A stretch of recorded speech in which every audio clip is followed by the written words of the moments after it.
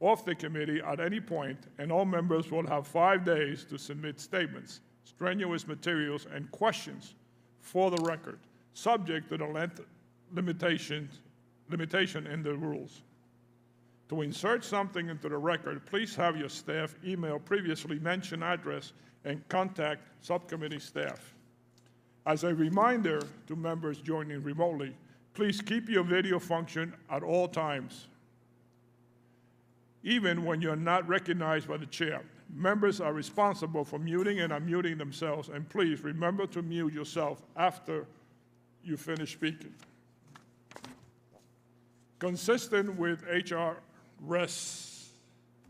8 and the accompanying regulations, staff will only mute members and witnesses as appropriate when they're not under recognition to eliminate background noise. I see that we have a quorum, and I now recognize myself for opening remarks.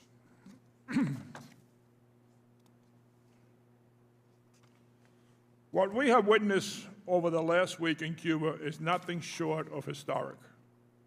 Cubans have taken to the streets by the thousands to call for freedom and democracy. They have been clear in demanding an end to the dictatorship. It is important to remember that public gatherings are totally prohibited in Cuba, so every individual who has joined these demonstrations has put their lives on the line.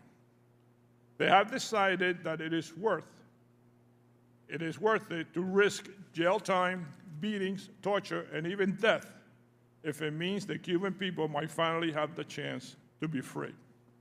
We must not lose sight of just how powerful that is. The Cuban people are fed up. They have had enough of a repressive dictatorship. We must stand with them in their quest for freedom. I appreciate the statements of strong support we have seen so far from President Biden and Speaker Pelosi. I am ready to work with the Biden administration to translate those statements into actions we can take to provide immediate support to the Cuban people. We need to work urgently to restore and expand internet access on the island. Unfortunately, there is no silver bullet to solve this problem. The regime is effective at confiscating equipment needed for satellite connections, and it is adopting and improving its censorship tools with the technical support from the Chinese government. However, I believe we can still do much more to address this issue by working with private companies and civil society to expand internet access to help Cubans use the VPN and other circumvention tools. Another immediate step we should take is to identify and sanction perpetrators of human rights abuses under the Magnitsky Act.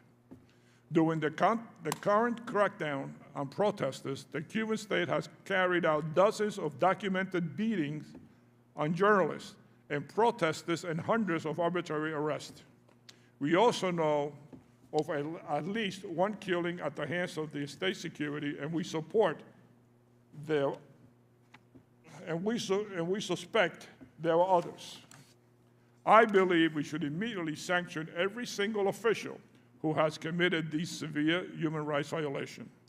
We should also expand our support for those protesting for Cuban civil rights society more broadly.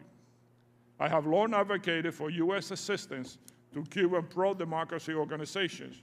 We should deepen that support at this critical moment. We must remember that there was a human rights crisis in Cuba before July 11th.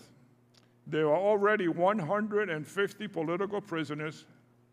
There were already 150 political prisoners at the beginning of this month, and the regime has increasingly targeted artists from the San Isidro movement. I call on our allies in Europe and Latin America to step up and work with us to promote human rights in Cuba.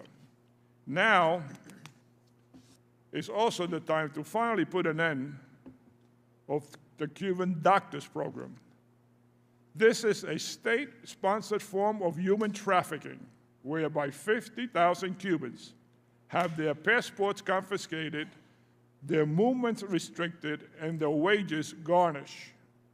The regime retaliates against their family members if they try to leave the program. We saw in Venezuela how the Cuban doctors were ordered not to provide life-saving medical treatment to people who were not loyal to the Maduro government. This is shameful. I am glad Secretary Blinken highlighted this horrific program when we launched the State Department's Trafficking in Persons Report.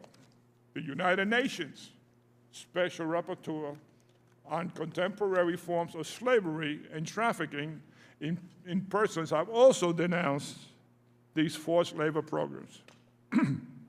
We need countries throughout the world to stand together in saying they will not work with the Cuban regime to exploit these doctors anymore.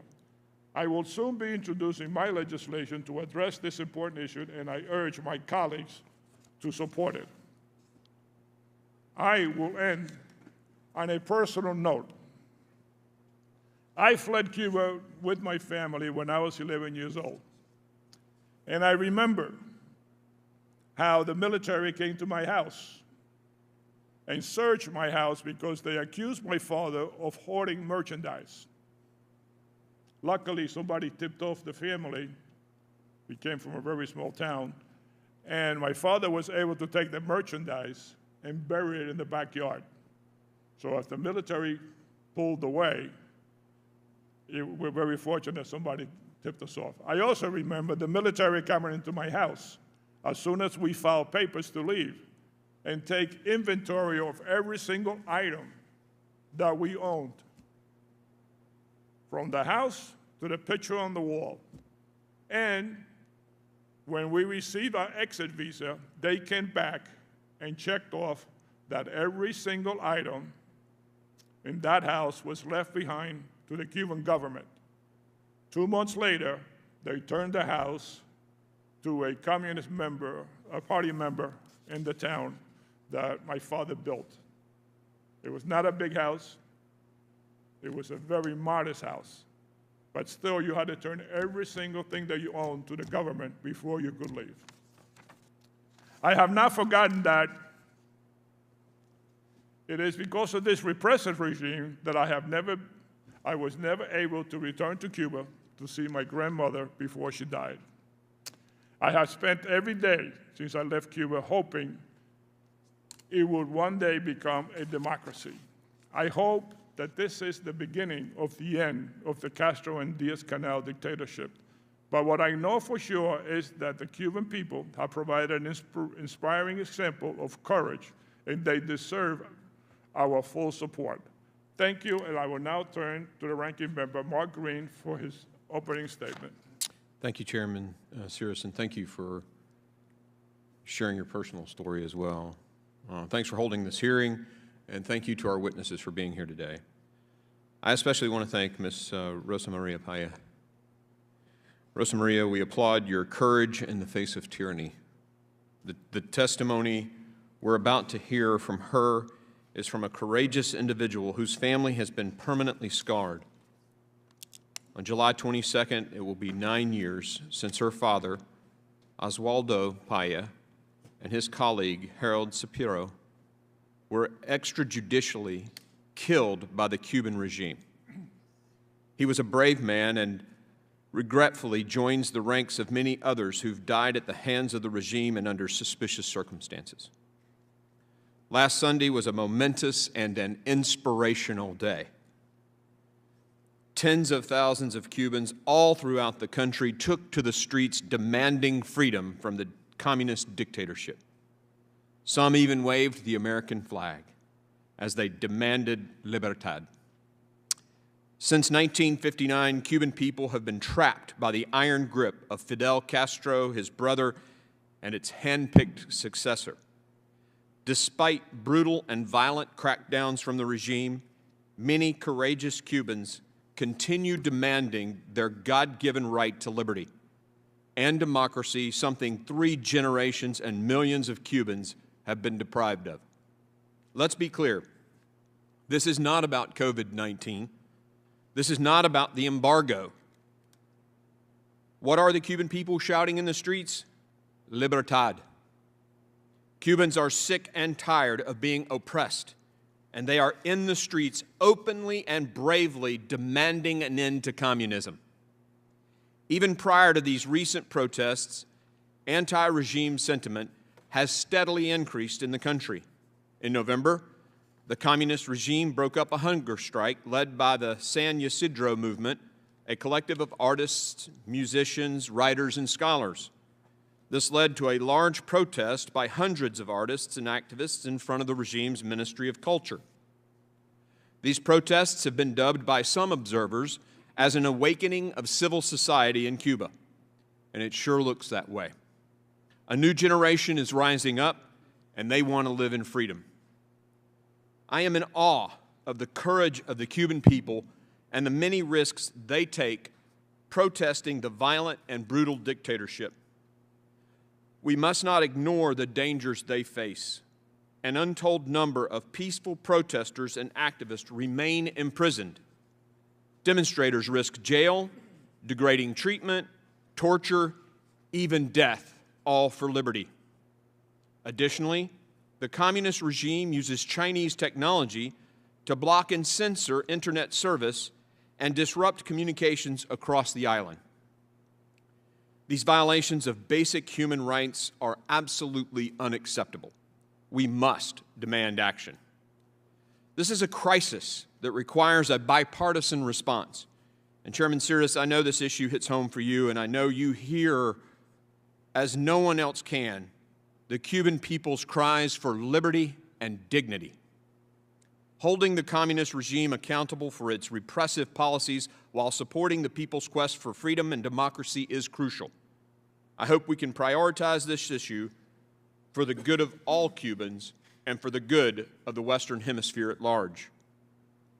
The Cuban people have never experienced the kind of self-government and freedom that many Americans take for granted. As the freest and most prosperous nation in the world, the United States must unequivocally stand with the Cuban people against the communist regime. There's a light at the end of the tunnel, and Cuba has never been closer. When will the Cuban people finally be free?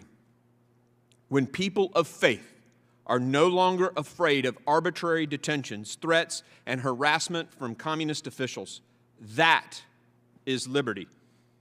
When artists, musicians, and writers can freely express their political opinions in song without fear of retaliation, that is liberty. When parents don't have to wait hours in line for basic staples like rice and beans just to feed their starving children, that is liberty. When the dying communist regime breathes its last breath, when a sovereign republic takes its place, and when separated families are reunited in a free Cuba, that is liberty.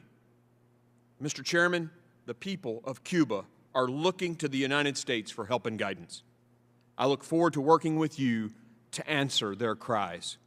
Thank you, and I yield. Thank you very much, Ranking Member Green. I will now yield to Ranking Member McCall for his opening statement.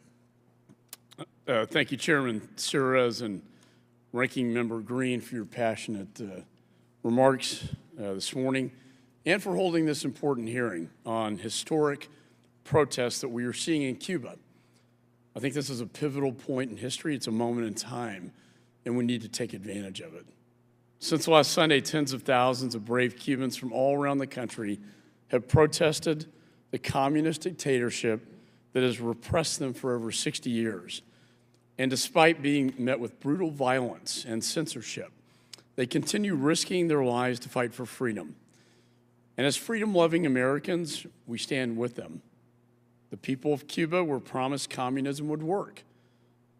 They were told to sacrifice their freedoms and ambitions in exchange for a utopia of equality and world-class health care. Instead, the 3 generations, over 60 years, have been doomed to misery and shortages as a result of this failed ideology. Brave Cubans have woken up to the lies and propaganda fed to them by Fidel Castro and his cronies.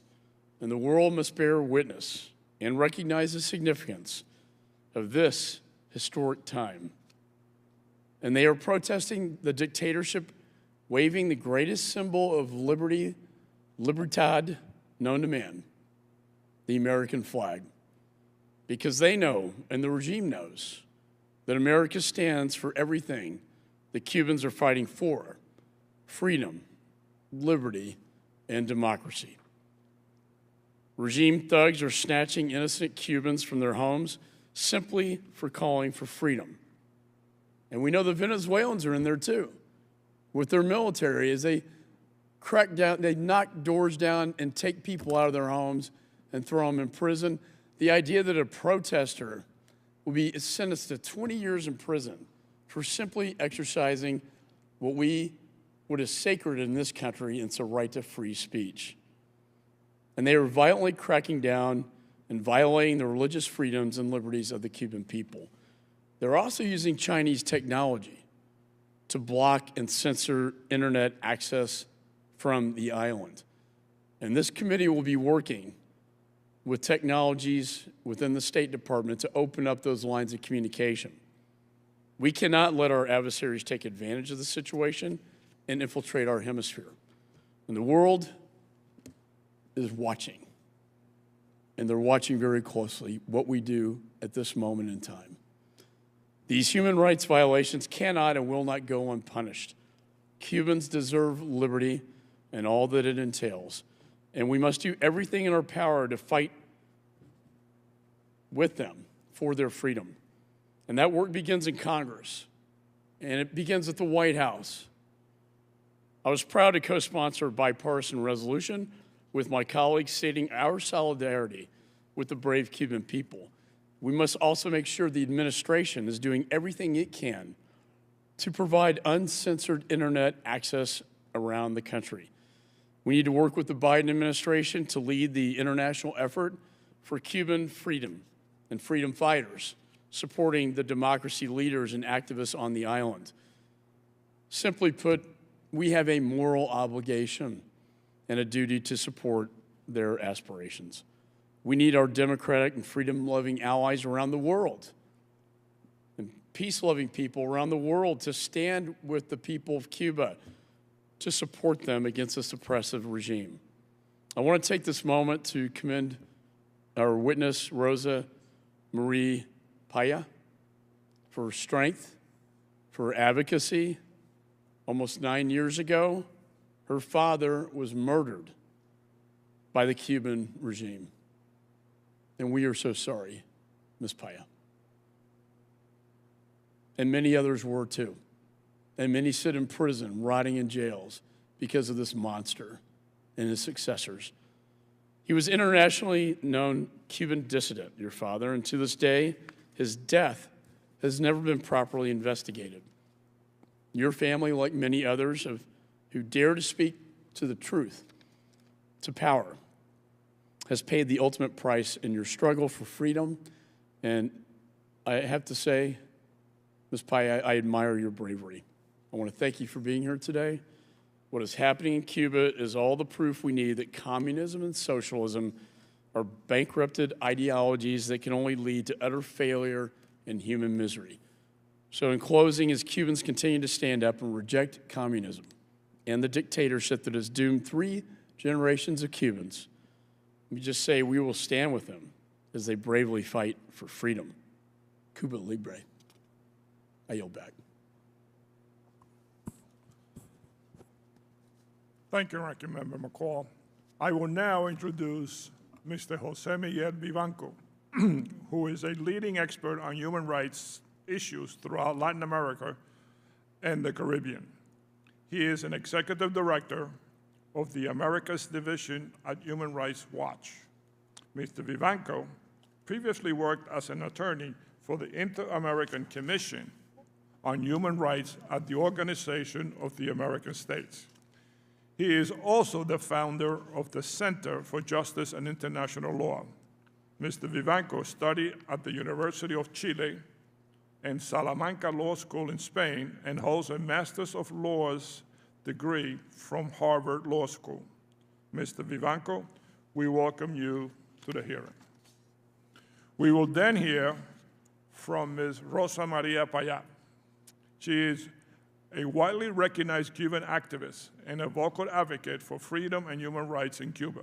She serves as the director for Cuba Decide, an organization focused on restoring democracy and the rule of law to Cuba. She is the daughter of Osvaldo Payá, a well-known dissident who dedicated his life to the struggle for freedom in Cuba and who was killed at the hands of the regime in July 2012. Ms. Payá holds a degree in physics from the University of Havana. Ms. Payá, thank you for joining us today. I ask the witnesses to please limit your testimony to 5 minutes, and without objection, your prepared statements will be made part of the record. Mr. Vivanco, you are recognized for your testimony.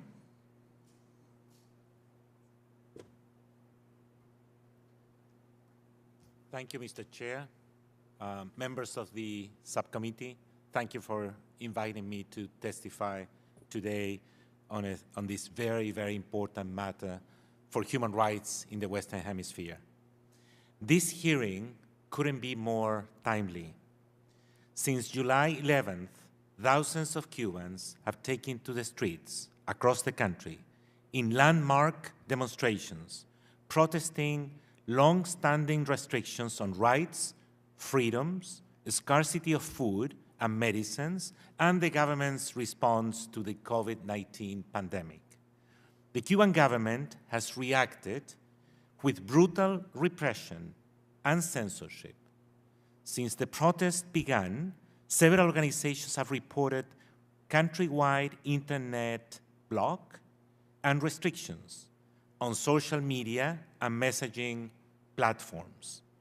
Cuban rights groups report that around 500 people have been detained. Human Rights Watch has conducted thousands of interviews to document the government's response to the protest. We have received credible reports of police beatings and documented multiple cases of arbitrary detention of protesters, activists, and journalists, including many who have been held incommunicado and some whose whereabouts remain unknown. People detained include members of the San Isidro and 27N movements, two coalitions of artists and journalists who have been facing a government crackdown. In recent months, Human Rights Watch has been continuously documenting abuses against them, including arbitrary detention and restrictions of movement and communications.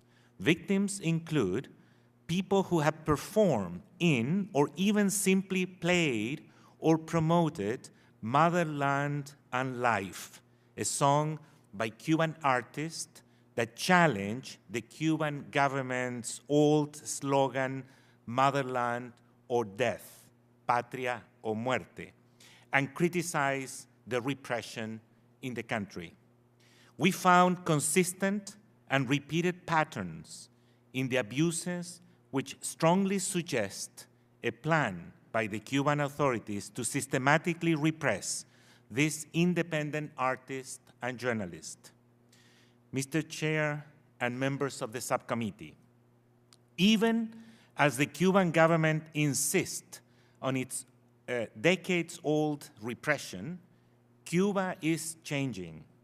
Thousands of Cubans are overcoming their fear of the government, and despite the government's attempts to restrict communications, increase access to the internet has enabled many to organize protests and reports on abuses in ways that were virtually impossible only a few years ago.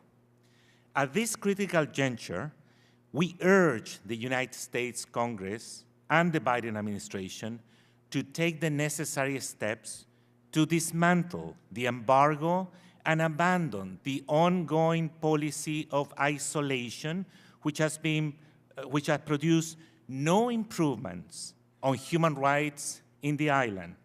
For too long, the U.S. embargo has provided the Cuban government with an excuse for its problems, a pretext for its abuses, and a way to garner sympathy abroad with governments that might otherwise have been willing to condemn the country's repressive practices more vocally.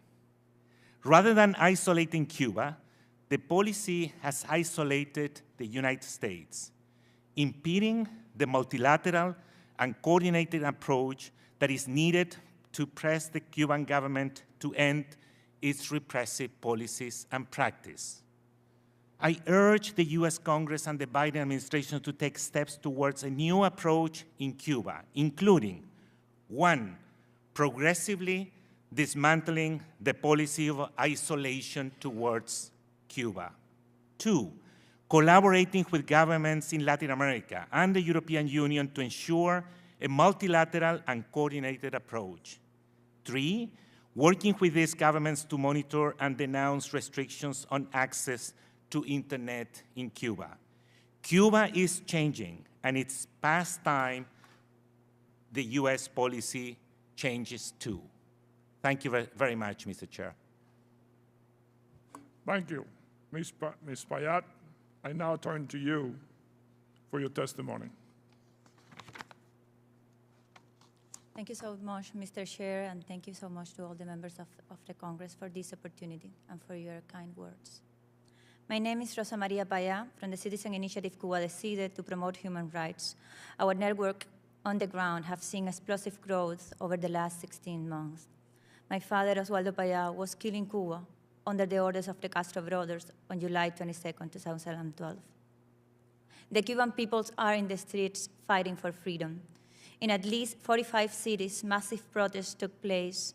This regime has responded with brutal repression, causing countless arrests, injuries, and death. On national TV, Miguel Díaz-Canel has called for a war in the streets and to fight using any means. In the eastern provinces, the police shot on one protester in the head. It is on video. The name of the victim is still unknown.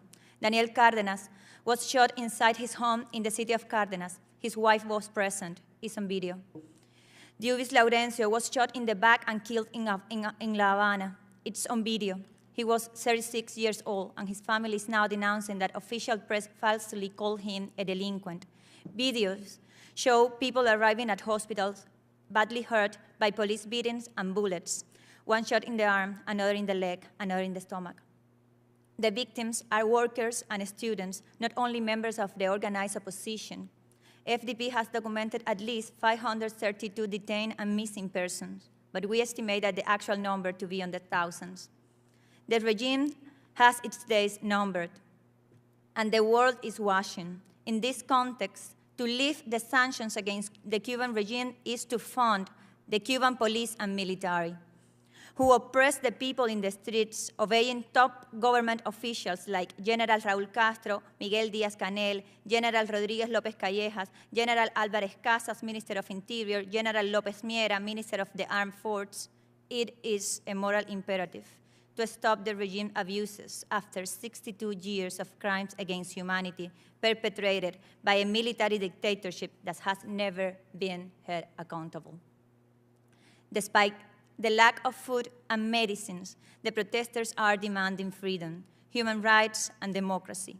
They were shouting, "No more fear, change is possible, and down with the dictatorship." None of them mentioned the US embargo, but instead, homeland and life, Patria y Vida, the alternative to the Castro's slogan of homeland and death. To accept the blackmail of the migratory crisis by the Cuban regime is to fail the Cuban people. We urge the US government not to make unilateral concessions to the regime, but rather demand the release of all political prisoners, an end for the repression, and respect for our fundamental freedoms, including the legalization of all political parties. I would like to share 5 policy recommendations from the majority of the Cuban civil society on and off the island. We humbly ask to the US, please, the US should apply individual sanctions, making full use of the Global Magnitsky Act, targeting top officials and individuals involved in human rights abuses. The U.S. should replicate its approach to the South African apartheid and require all companies in relation with Cuba to mandatorily embrace the Sullivan principles. The U.S. should take action to break the regime's communication monopoly by enabling independent access to internet to Cubans, bypassing the censorship of the regime. The U.S. should invite the European Union and the Organization of the American States, all the members of the Organization of the American States, to take similar steps and use all available tools, including the Inter-American Treaty of Reciprocal Assistance, to address the threat posed by the Cuban regime. The regime is illegitimate and should continue to be excluded from the Summit of the Americas until it complies with the Inter-American Democratic Charter. The U.S. has the ability to stop the impunity of the regime and protect persons from its brutal repression. All options within the international law must be on the table to protect civilians' lives in Cuba. My father said that the American and the Cuban people queremos ser libres y amigos. We want to be free and we want to be friends. Thank you for this opportunity, and thank you to the American people. Thank you very much. Before I begin questions, I ask unanimous consent that Representatives Debbie Wasserman Schultz, Val Demings, Nicole Miliotakis, and Scott Perry participate at today's hearing after all subcommittee members have had the opportunity to participate and question the witnesses. I will now begin questions by recognizing myself for 5 minutes.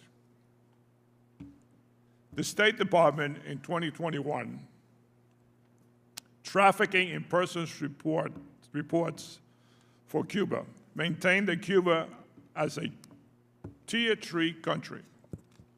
In his remarks at the launch of the report, Secretary of State Anthony Blinken said that the regime has profited from its exploitative overseas medical missions. What are some of the conditions that Cuban doctors are subjected to as part of this medical mission? And what does the international community need to do to put an end to this exploitation? Mr. Vivanco?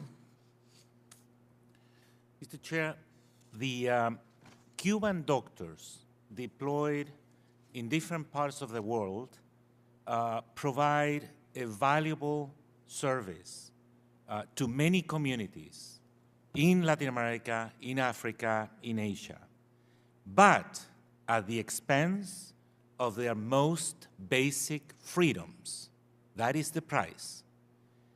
To the point that we believe that the use of these doctors amount to the practice of forced labor. The Cuban doctors are subject of draconian rules that violate the right to privacy, freedom of expression and association, liberty of movement, among several other freedoms that are restricted during their missions when, they're deployed in different communities and the Cuban government profit substantively with their service. Do you have an estimation of how much they profit, how much it makes for the island? It's quite difficult to get a number for lack of transparency. So there are different type of figures out there. However, we are looking into a very, very significant income for the government of Cuba. And when these doctors are sent to these countries, they're sent by themselves. Families are left behind? The families are left behind, and they even restrict access to the money that they are supposed to be making until the conclusion of the mission. In other words, their promised payment, which is 10 times or more what they will be able to earn in their practice as doctors in Cuba. That is the attraction, of course. But the way that the Cuban government pay them and their family is conditioned to their performance in their communities and to the conclusion of the full program, usually after 1 or 2 years. And if they ask for asylum in the country that they're serving, what happens? They lose the money that they are supposed to earn. That's why they pay at the end. They keep paying some small portions for them to be able to survive in the local, in the community, in the local country, as well as for the family to get some, stipend. But they might lose all the benefits, and their family are not going to be able to leave the country.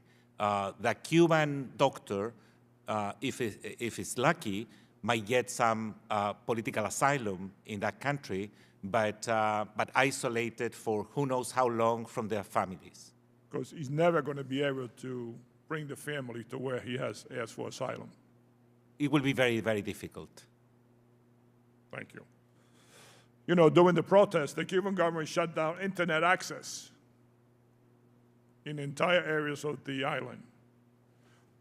I know you made some recommendations on what this country can do, but can you expand on that? Yes, of course. Thank you so much. We have known that the United States, and for United States and also including private enterprises, are able or could have the capacity to provide internet access, satellite internet access, bypassing the censorship of the regime. In this moment, we ask the United States to move quickly and to enable the Cuban citizens with a way of communication that in this moment has the capacity of save lives. Now, the reports are that over 50 cities, the people turned out. Was the internet shut off in all those cities? Almost in all the island. Almost in all the entire island. Almost in the entire island. People start communicating using Wi-Fi spots through VPNs, but it was very, very difficult to get any access to communication. Do you know the reaction of the EU to the shutting down of the internet and the people demonstrating on the island?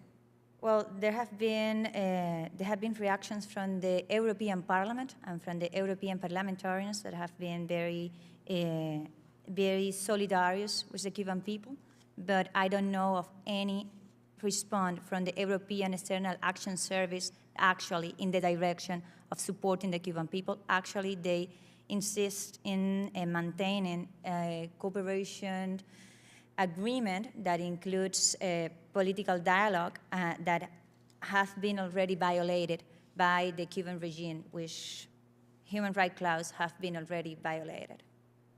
My time is up. Thank you very much, Congressman Green. Thank you, Mr. Chairman. Ms. Rosamarie, we often hear that the United States embargo is the primary cause of the lack of prosperity and democracy on the island. We hear that Cuban entrepreneurs would succeed only if they could trade and engage with their American counterparts. In previous testimony, you informed Congress, and I quote, "There cannot be free markets where there are no free persons." Could you elaborate on that? Yeah, that's actually a phrase of my father, and thank you so much for your words about him. And I think that the best answer to your question is coming from the Cuban people in the streets. They were not asking for the end of the embargo. They were asking for the end of the dictatorship. At the end of the dictatorship is a demand of the Cuban people. That's the demand alone, and that's the demand that we need solidarity to. So just to make sure I heard you correctly, the people that are in the streets protesting, they're not protesting an embargo, they're protesting the communist regime that's in charge and a dictatorship over their country. They have been shouting, change is possible, down with the dictatorship, no more fear, freedom, freedom, freedom. I think that's eloquent enough. It is. Thank you. It's interesting that small fringe elements of the left here are trying to say that it's the embargo. But truth be known, it really has nothing to do with the embargo. If you look at 90% of the companies in Cuba, they're held by military holding companies, meaning the Cuban military runs 90% of the economy in Cuba. Well, there's a law in the United States that says an American company cannot do business with a Cuban military. So if we lift the embargo, we can't even do business with them.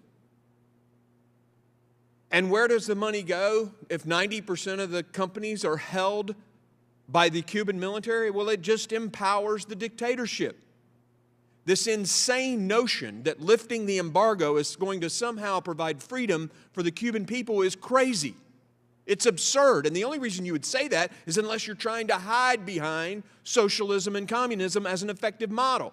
But everywhere else it's been in the world, it's been disproved. Let's look at North Korea. They can't get rice. They're starving. Remember the USSR in Berlin? They built a wall to keep their people in. And socialism, look at Venezuela. It is not the embargo, Mr. Chairman, that is causing the people of Cuba to suffer under this totalitarian dictatorship, and lifting it will only empower them. Cuba's egregious religious freedom violations are well documented, and they are widespread. The U.S. Commission on International Religious Freedom has called for global Magnitsky Act sanctions on the head of Cuba's Office of Religious Affairs, Cardio Diega, for her direct role in leading campaigns of repression against Cuba's religious communities. Can you both share examples of how the regime restricts and penalizes religion in policy and practice? Sir, if we could start with you.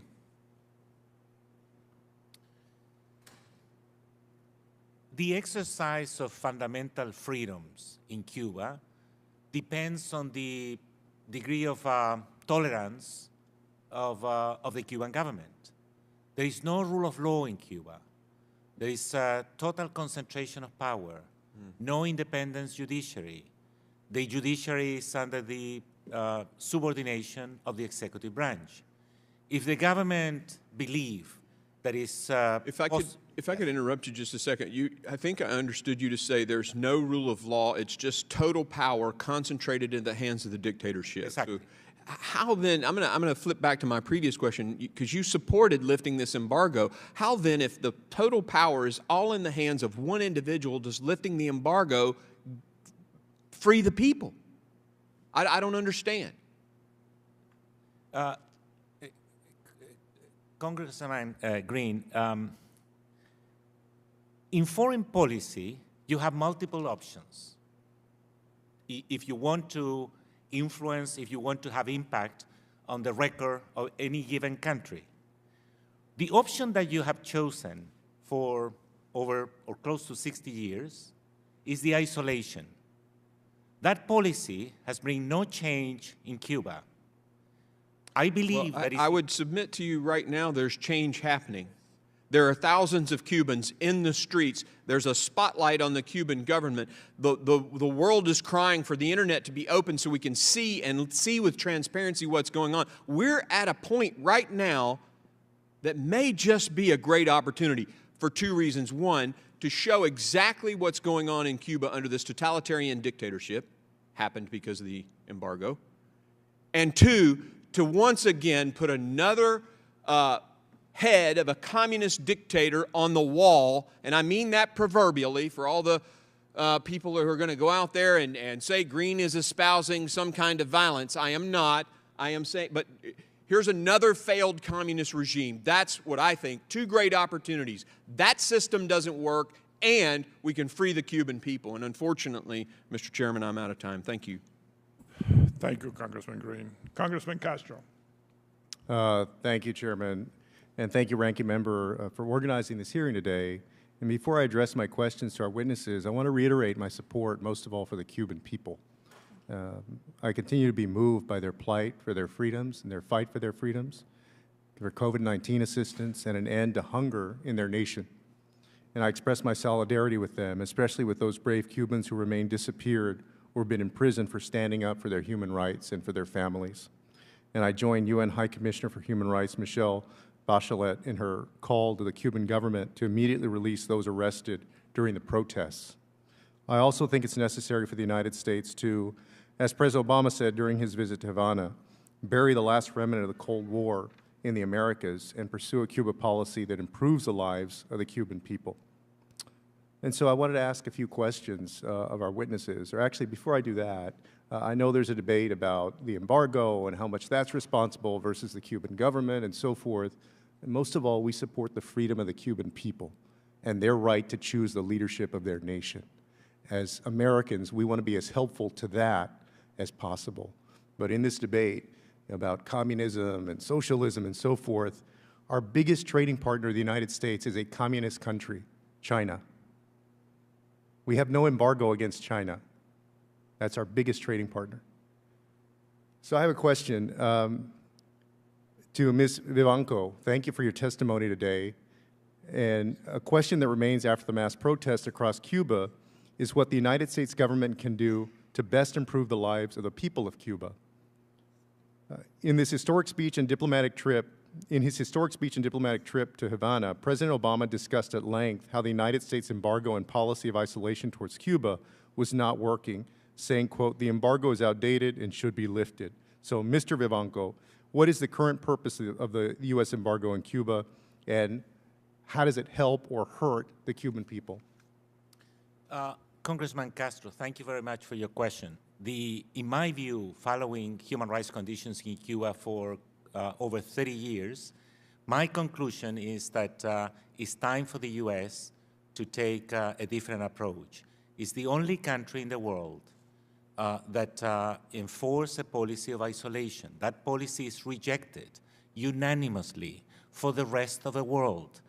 Even conservative governments from Europe and Latin America has never agreed with the policy of the embargo because it imposed indiscriminate sanctions against the people of Cuba and has shown to be absolutely ineffective.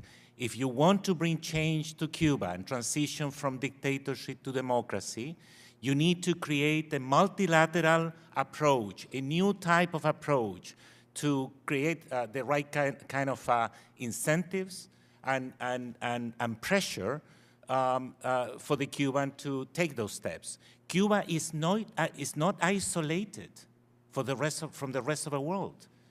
Tourists from Europe, Canada, or any country in Latin America could spend their money, they could invest in extractive industries in Cuba. The only one that is isolated from Cuba is the U.S.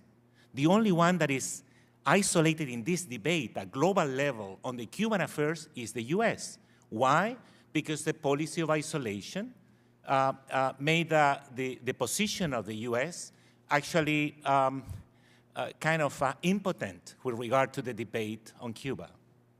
I also wanted to ask you about remittances, the ability for folks to send money to Cuba. You know, remittances are a vital lifeline to millions of Cubans, especially the most vulnerable, like the elderly, and are used to purchase basic necessities like sanitary items and food, and even obtaining access cards to have access to the internet. The Trump administration imposed restrictions on remittances and pushed the largest receiver of family remittances in Cuba, Western Union, to abandon operations on the island. Unfortunately, these harmful policies continue today. So I wanted to ask you, can you describe how remittances help the most vulnerable of Cubans to survive and obtain daily necessities? It is absolutely essential to facilitate the use of remittances, the ability of Cuban families and friends to send money for their relatives to be able to survive in the country, to be able to buy the minutes, to use Wi-Fi and internet, which is available in Cuba, and is one of the vehicles that explain this mobilization in Cuba.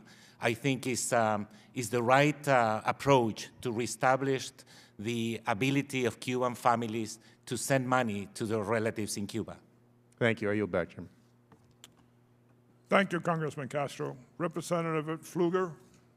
Thank you, Mr. Chairman, and thank you to both of you for your testimony, Ms. Paya. Thank you for your personal story. For over 60 years, the Cuban people have been oppressed by the worst impulses of a brutal regime and failed promises of communist propaganda. And what we're seeing today is those people saying enough is enough. We must stand with them and finally rid the Western Hemisphere of this hegemon of oppression. And unfortunately, the Biden administration is sending very dangerous and mixed signals through both policy and rhetoric to those that wish to flee this brutal regime. That if you're fleeing a communist regime where defectors are silenced or shot and everyday citizens are starving to death, you're not welcome in America. This is the message that Secretary Mayorkas, who himself was born in Havana, gave last week when he remarked that Cuban refugees attempting to flee by the sea will not be permitted in the United States. This message is echoed again by Acting Assistant Secretary at the State Department when he remarked that the protests were peaceful and rooted only in concerns about rising COVID cases and medicine shortages. This is false. The Cuban people, as you've mentioned, are shouting Libertad. They're waving the American flag. They're standing for freedom. They're not shouting down with an embargo.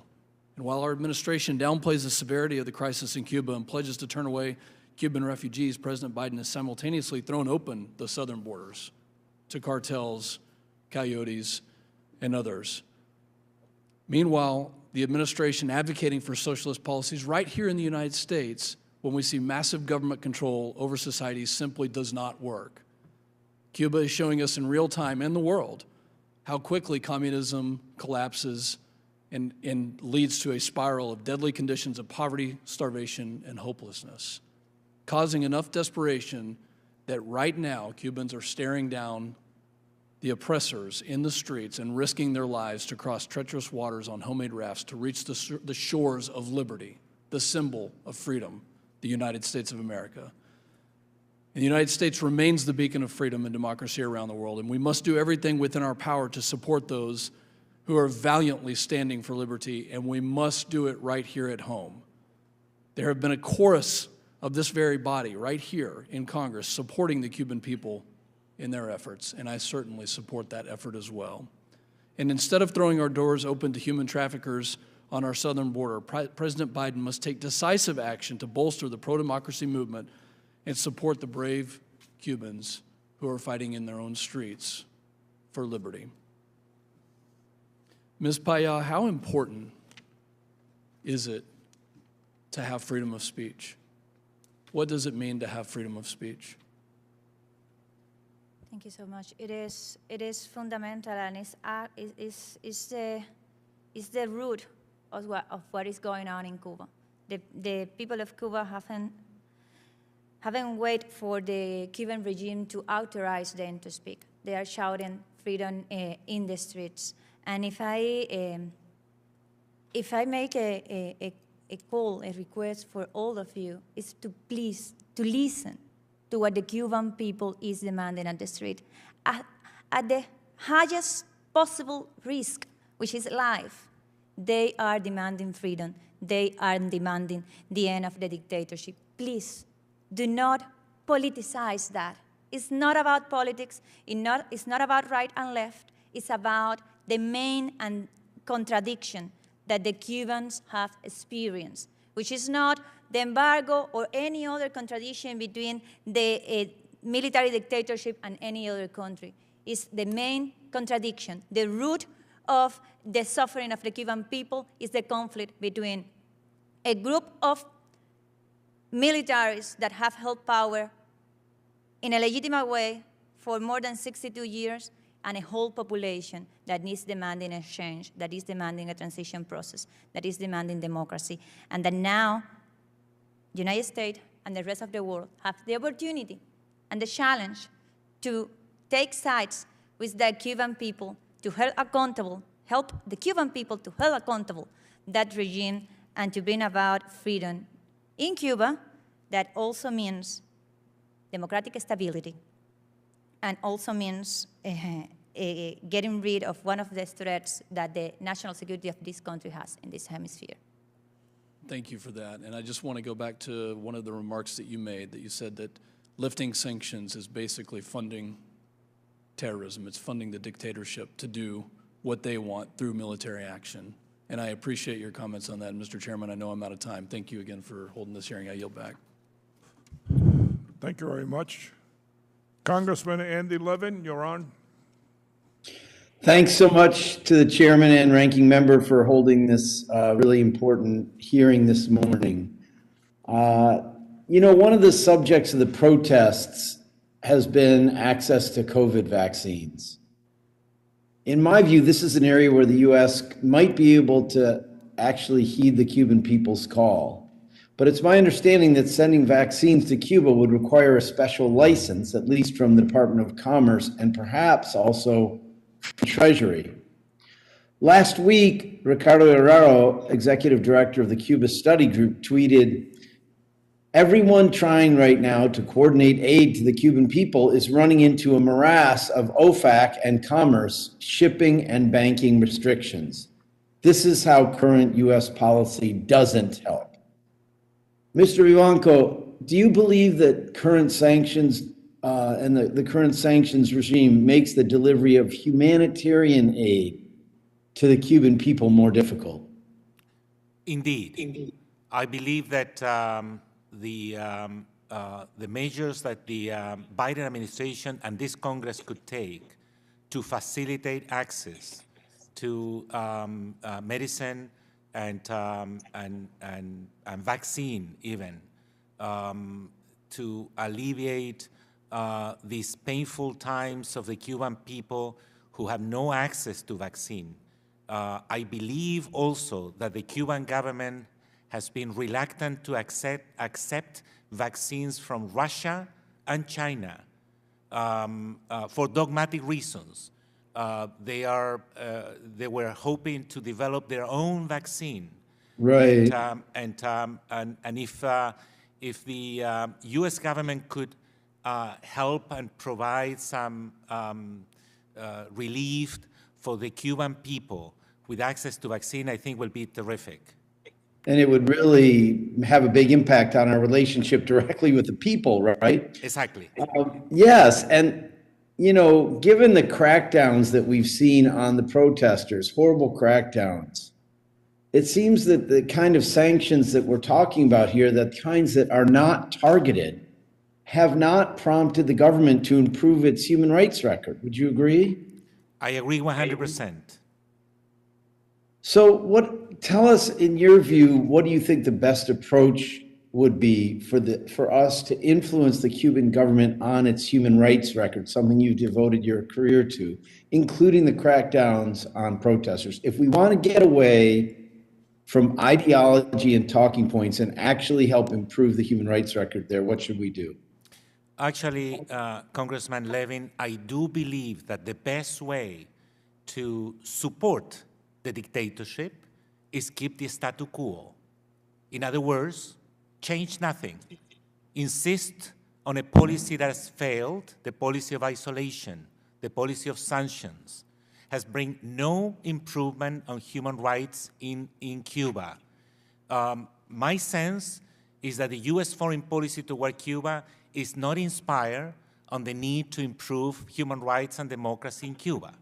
It's just a policy that reflects the preferences of the electorate in Florida and has nothing to do with the goal to improve human rights in Cuba.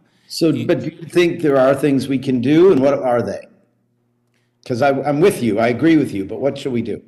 What you should, try to do, especially now that you have the majority in the House, is to take the necessary steps to at least open up a debate about the lack of effectiveness of a policy of isolation toward Cuba, and to empirically establish whether there is any other democracy in the world that has been willing to join forces with the U.S.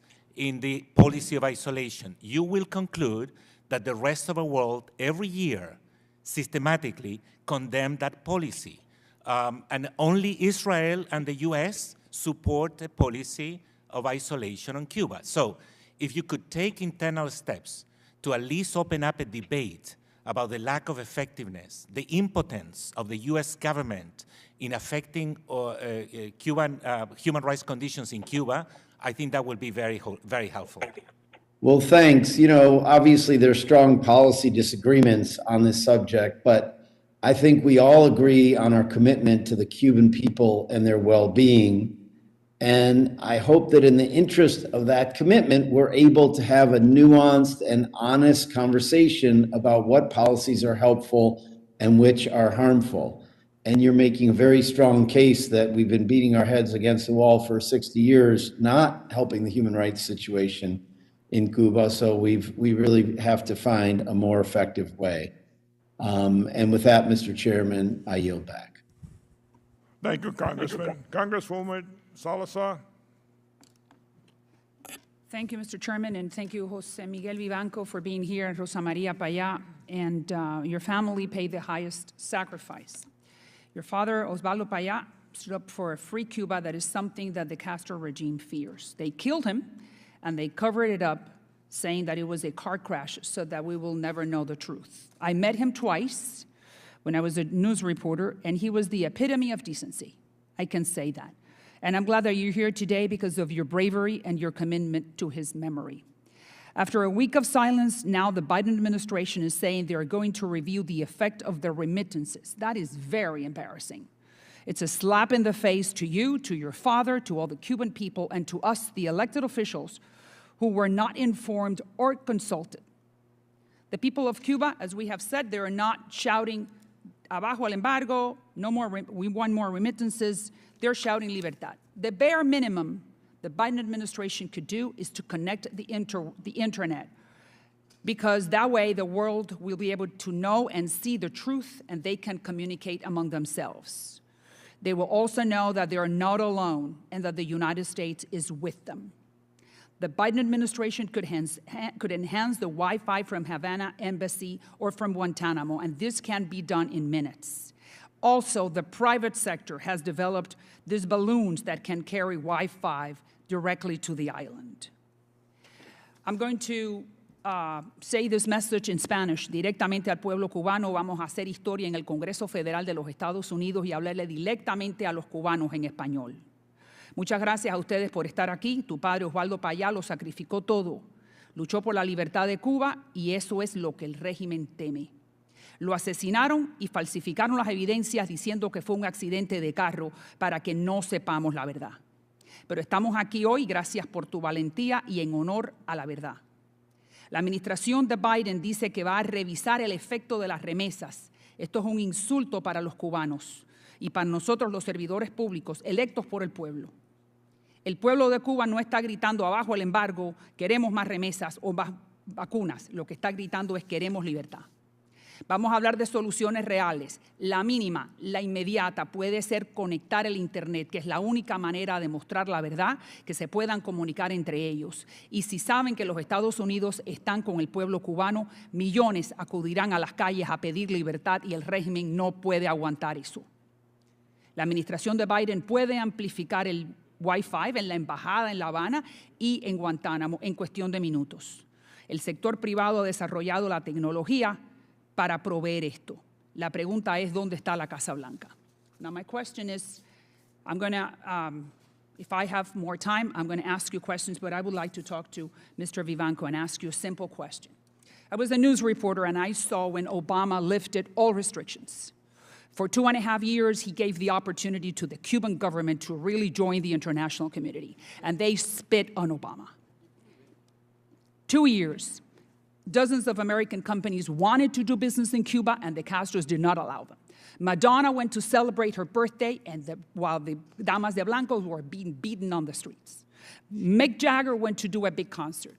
I interviewed dozens of American companies who wanted to do business with the Cuban government, and during the Obama years, the Cubans said, no, I don't know, let me see, because they are in the business of power.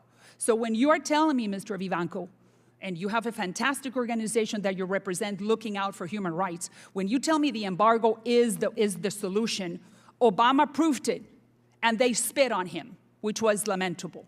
So why do we have to lift the embargo? Please. I never say that the embargo is the solution. I say that the embargo is the problem, it's not the solution. And if you want to What do you mean by that? Well, because, you know, and secondly, Congresswoman Salazar, the part of the problem is the perception, the notion that that there is some sort of quid pro quo relationship with the Cuban government, The Cuban government, I don't think, is interested in lifting the embargo. I think the embargo helped the Cuban government to keep that notion, that narrative, that they are victims of the U.S. government. But if the United States wants to do business and the American companies want to do business in Cuba, if the tyranny doesn't let them, it doesn't matter if there is an embargo or not. They just simply cannot go, Home Depot or Sheraton. What you need is to create the conditions for the international community, for the rest of democracies in the world. Obama created it, sir. But, or didn't he? Right, no, but what you need is to create the conditions for democracies in Latin America and Europe to join support for human rights in Cuba. They are not crossing that line because the policy of isolation that they Sir, refuse, Obama lifted the policy of isolation for 2.5 years, and the Castro regime did not respond. I don't They think gave Obama, everything in exchange of nothing. Let's look at the empirical evidence. Obama allowed for any American company to go and invest in Cuba, whether it was construction, hotel, hospitality, and the Cubans did not sign the contract. Right, but there was a ferry. I remember I was there. I was a news reporter. A ferry that wanted to go from Key West to Havana. The Cubans never allowed it. So what are you, I just would like to understand your position, so maybe I can support it, but I don't see it because history proved it already with President Obama. So now if you lift the embargo, what's going to happen is the Chinese model. And the Chinese model is the worst thing that could happen to the Cubans. Thank you, Congresswoman. In the second round, you'll be able to continue your questioning. Thank you, sorry. Debbie Wasserman-Schultz is recognized. Thank you, Mr. Chairman, and I thank the gentleman for his indulgence in waiving on, allowing us to waive on to the committee. I had a chance to watch the subcommittee proceedings remotely. There's a couple of things I think it's important to point out. First is that President Biden has proposed additional sanctions and left the sanctions from the previous administration in place. He's declared himself, in his own voice, Cuba as a failed state. He gave voice to the Cuban protesters, issuing a clarion call for freedom. And he has stood solidly since the protests broke out and before that in support of a free Cuba. I also think, and Ms. Pava, I really want to agree with you about how important it is that this issue be nonpartisan, not bipartisan, but nonpartisan. So you'll forgive me if I defend a few things prior to going back to what should be a nonpartisan issue. I really think the audacity of those in the Republican Party who widely across this country support voter suppression and have supported the suppression and thrown obstacles in the path of people across this country who simply want to cast their lawful and constitutional right to vote, and who have denied that January 6th was an insurrection, have a lot of nerves suggesting that they are the champions of freedom in another country when they are engaging in suppression of the people's right to vote and freedom here. Okay, so setting aside that partisan moment for a second, I want to ask Ms. Paya if you could talk with me about the Afro-Cuban environment, which I think is so underreported and so few people are aware of. According to the University of Pennsylvania's Professor Amalia Dache, almost 70% of the Cuban population is of African descent. Let that sink in for a moment. The State Department's 2020 Human Rights Report suggests that Cubans of African descent suffer significant racial discrimination, including subjection to racial slurs and beatings by security agents in response to the political activity. Many have also reported employment discrimination, particularly for positions of prominence within the tourism industry, media, and government. Despite this, Afro-Cubans have historically been at the forefront of the fight for Cuba's democracy and freedom, even though there has been a significant erasure of Afro-Cubans from history.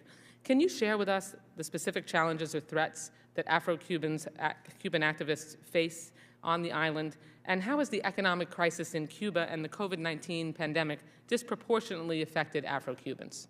Yeah, thank you so much for that question, because actually Afro-Cubans are also the largest population in jail, are also the largest population with access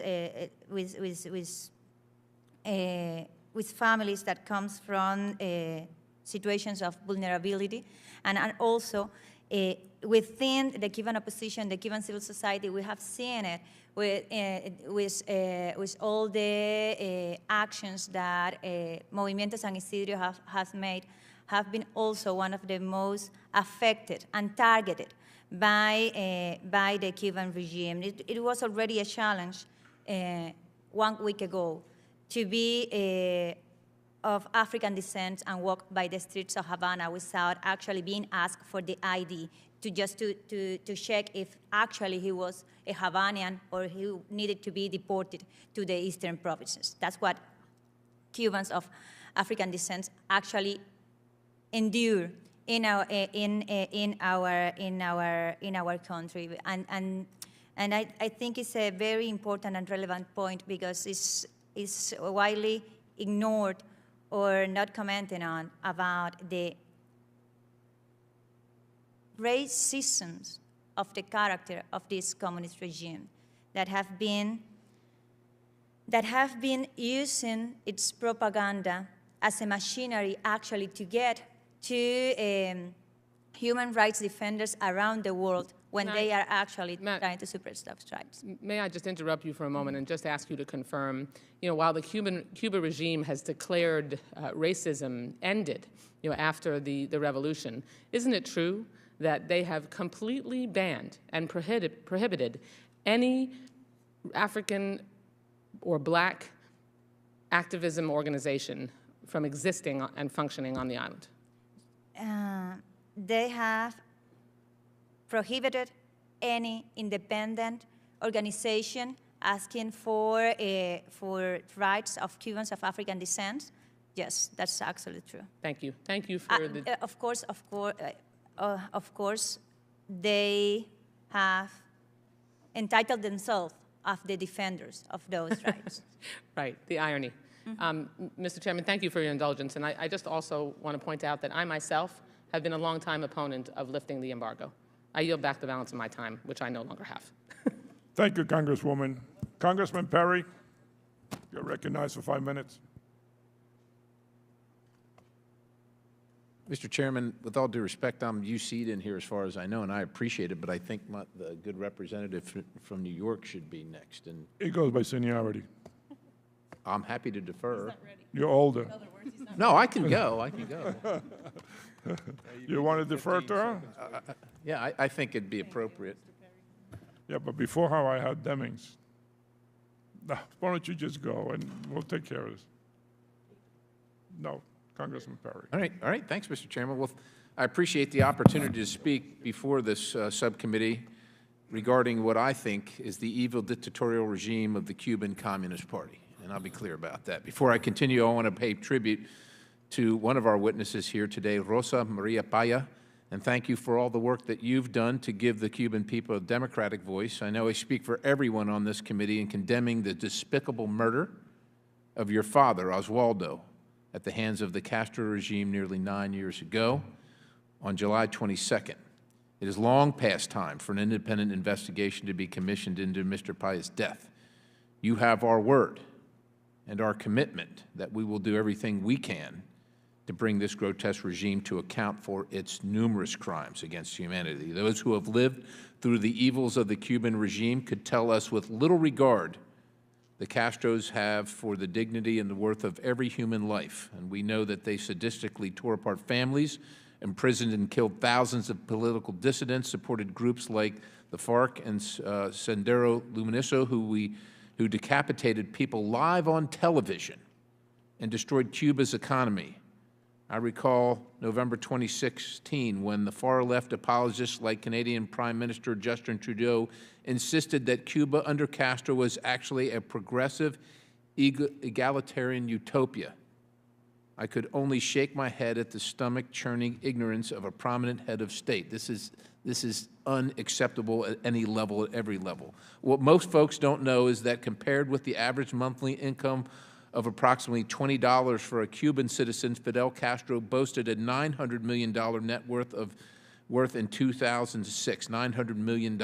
Egalitarian is certainly not a word I would use to describe Cuba under Castro. Castro also sent doctors abroad on so-called humanitarian missions to bolster his own finances, all while the hospitals in Cuba remain chronically undersupplied and even lack such basic products as aspirin and blankets.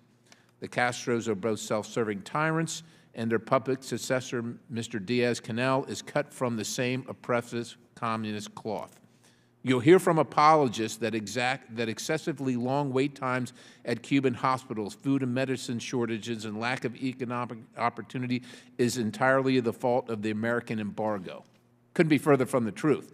The embargo is the only reason Cuba isn't thriving economically, they'll say. What these apologists won't tell you is that Cuba trades extensively with almost every country in the rest of the world. The U.S. embargo doesn't prevent Cuba from trading with other countries or non-American companies. Indeed, Cuba trades extensively with China, Spain, Venezuela, and Russia. Gross mismanagement and dictatorial policies are to blame for Cuba's current state, not the embargo. And in true fashion, it is the little people in Cuba, it is the average citizen that suffers under socialism, under communism, under this dictatorship, and it is the people at the top that thrive. And just as an aside, that's what some of the people in this government in the United States of America want to bring to America. Today, we are thankfully able to bear witness to the tenacity and character of the Cuban people as they rise up to tell their evil government that they've had enough. Freedom has been subverted for generations in Cuba, but not for one day longer if the Cuban people have anything to say about it. I wish to iterate a word of caution to my colleagues. We must not undermine the efforts of Cuba's pro-democracy, anti-socialist movement. While the Cuban people languished under the progressive Castro regime, former President Obama re-engaged the wet foot, dry foot policy for the Cuban people in retaliation for Cuban Americans voting overwhelmingly Republican in the 2016 election. We can only hope that President Biden eschews such atrocious and blatantly obvious political retribution and instead commits the full resources of the United States government to benefit those yearning to be freed from tyranny 90 miles away from our shores. Now, Ms. Paya, can you tell us how Internet access would bolster the pro-democracy movement in Cuba right now and what America can do right now to make sure that happens? Thank you so much. Actually, it has already done that. The very censored and scarce Internet access existing in Cuba has already given empowerment to the Cuban people, and now there are more Cubans that actually know in 3 hours. That last Sunday, just in 3 hours, the protest replicated around the whole island. 3 hours after, there was not internet at all in the island, or it was almost cut it completely. So yes, to give internet access, satellite internet access with the capacity of bypassing the censorship or just being out of control of the Cuban regime has the possibility now also to save lives, because we are going to be able to, for instance, verify all the atrocities that we haven't been able actually to put in numbers and to put in the reports to the Inter-American Commission of Human Rights or to the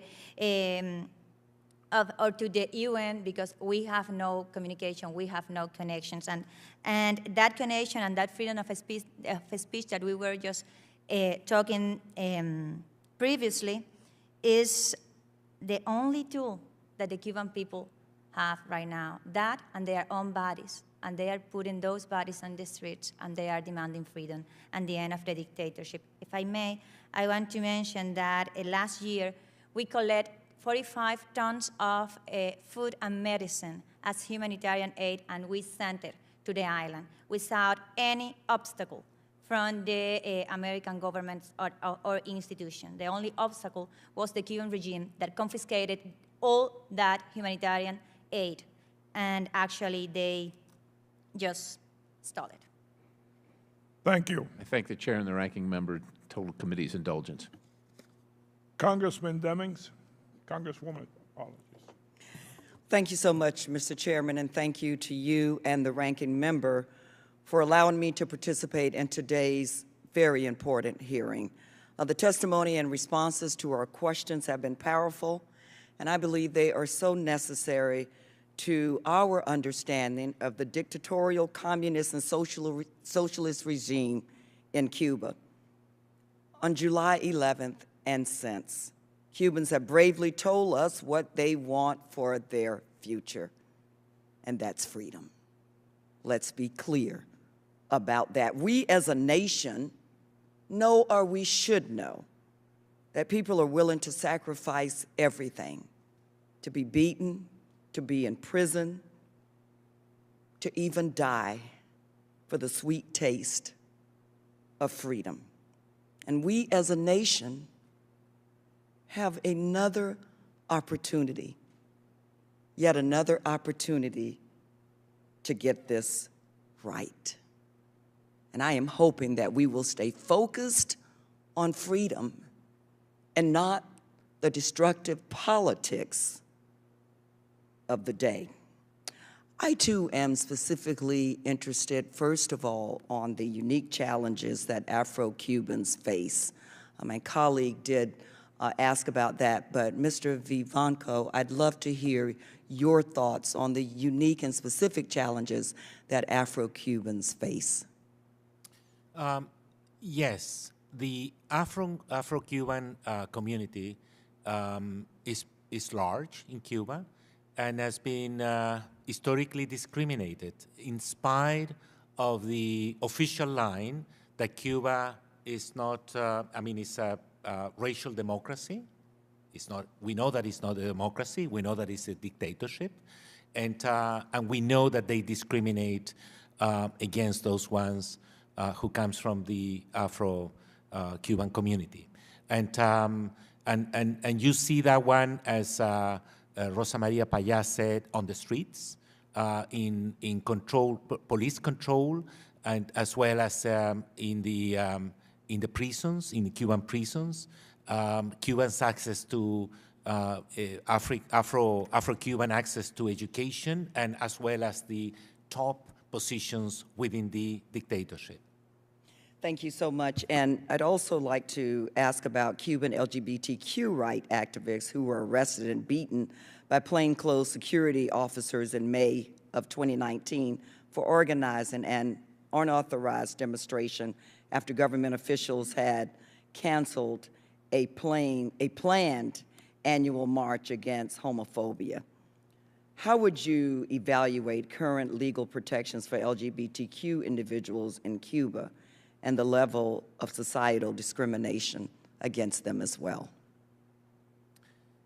As my colleague Rosa Maria Payá said, everything depends on Cuba and whether you are independent or you are part of the official machinery. So an LGBTQ organization that try to develop their own approach, their own policies, and they try to make an effort to, for instance, to monitor human rights conditions for their own community, are not allowed, are prohibited, and are subject of all sort of sanctions and persecution in Cuba, unless you are part of the official structure. Ms. Payá, anything you'd like to add there? Yeah, I think it was very, very well established and accurate. And if I just ask, there are many members of the LGBT community, many Cubans of African descent within the opposition movement and the Cuban civil society. We Cubans, we understand that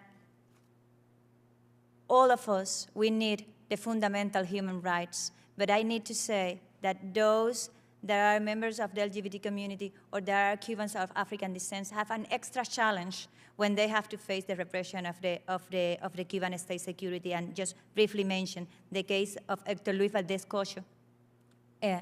Actually, he's a Cuban of African descent, and he's a member of LGBT community, and he was almost raped during an arbitrary detention a few days ago.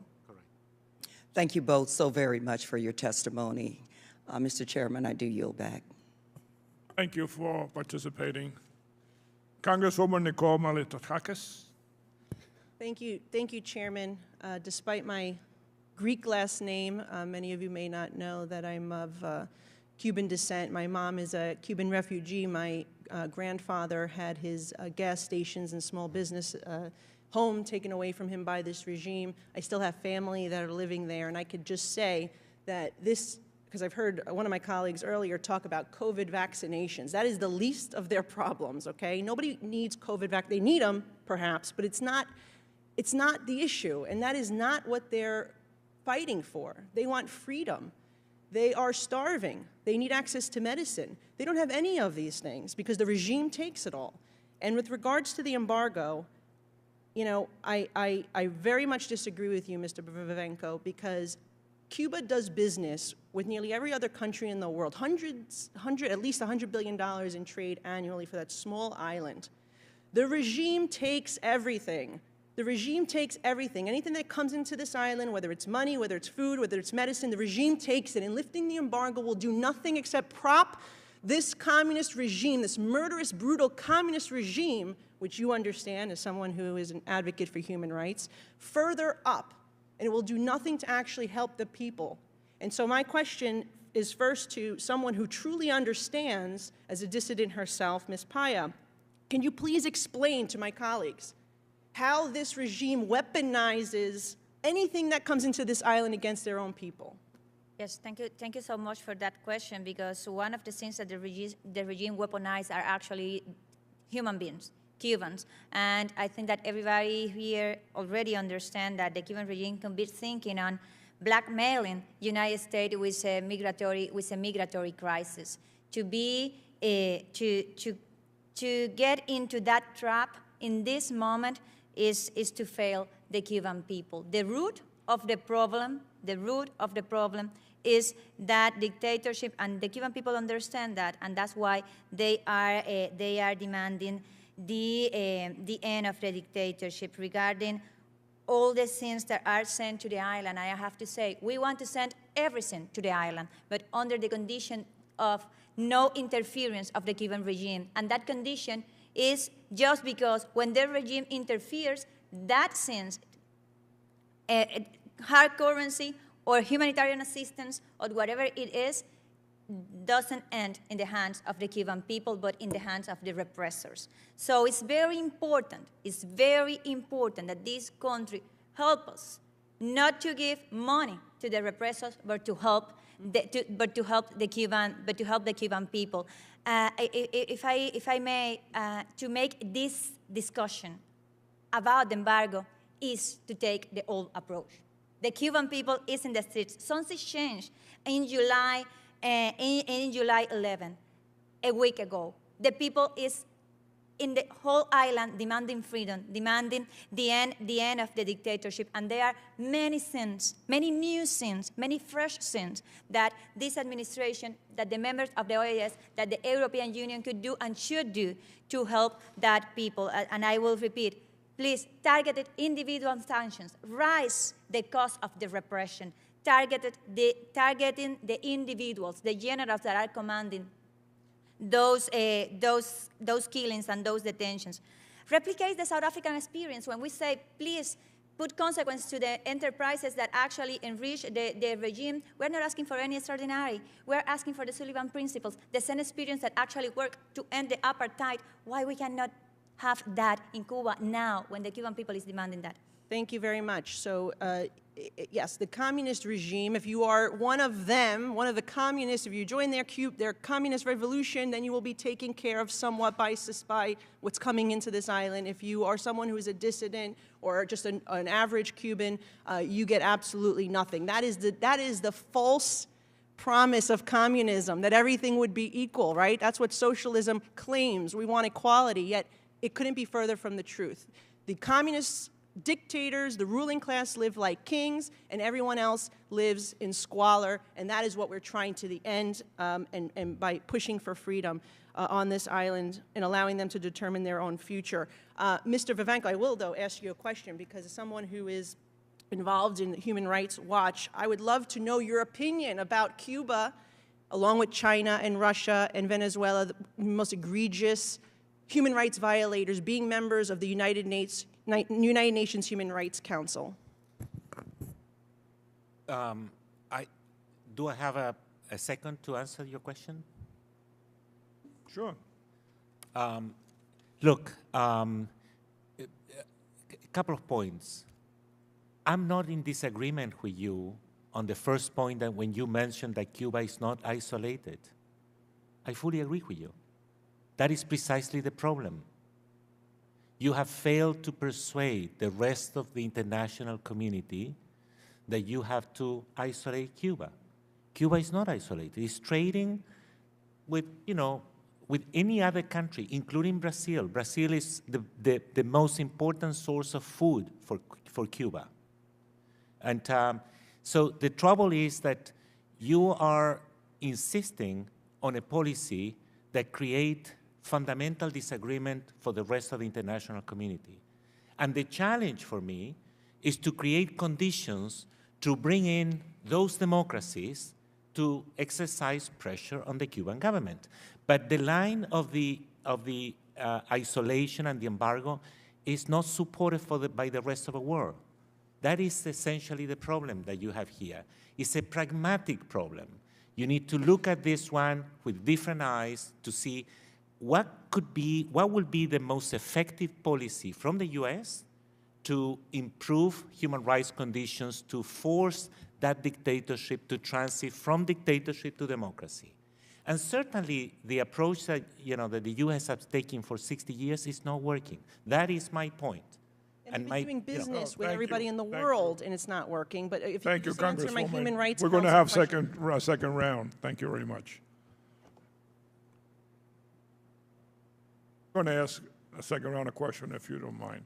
And I'll start by saying this. I am so happy that Congresswoman Demings raised the Afro-Cuban situation in Cuba, because for many years, the propaganda machine in Cuba has told the world how in Cuba there is no racism, that the Afro-Cuban is equal to the white Cubans.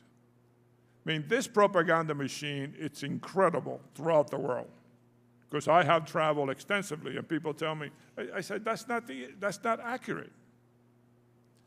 Just like they have 5 vaccines in Cuba. Well, why don't they use them?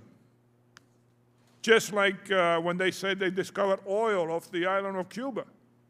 Well, how many barrels have they extracted? It made the whole east coast of this country in a panic, thinking that they were going to have drilling 90 miles from. So the propaganda machine in Cuba, it's the best in the world. So I was so happy that you touched upon that point, that is a lie about how equal the society in Cuba is. And as far as the vaccine, I am all for sending vaccines to Cuba. My problem is that what you're going to have is the same situation you had in Venezuela. We sent vaccines to Venezuela, and the government takes it. So it doesn't get to the people. It just gets to the people who support this dictatorship.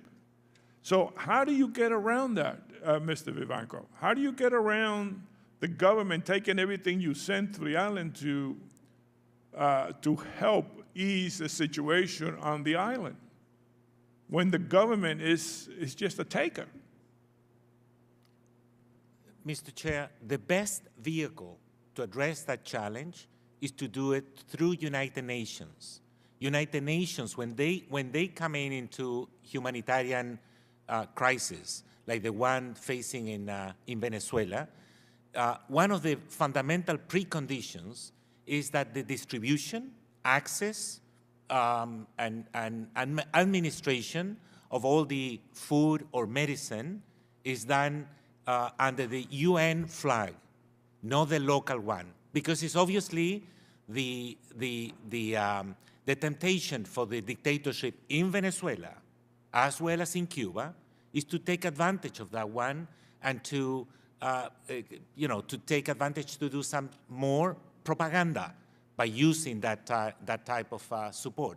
So I don't see a way that the US government, even the Biden administration, could provide access to or support for vaccination of the Cuban people without doing through some sort of vehicle like the UN, who has the capacity and the know-how to make those distributions according to UN principles, which are by definition, non-political.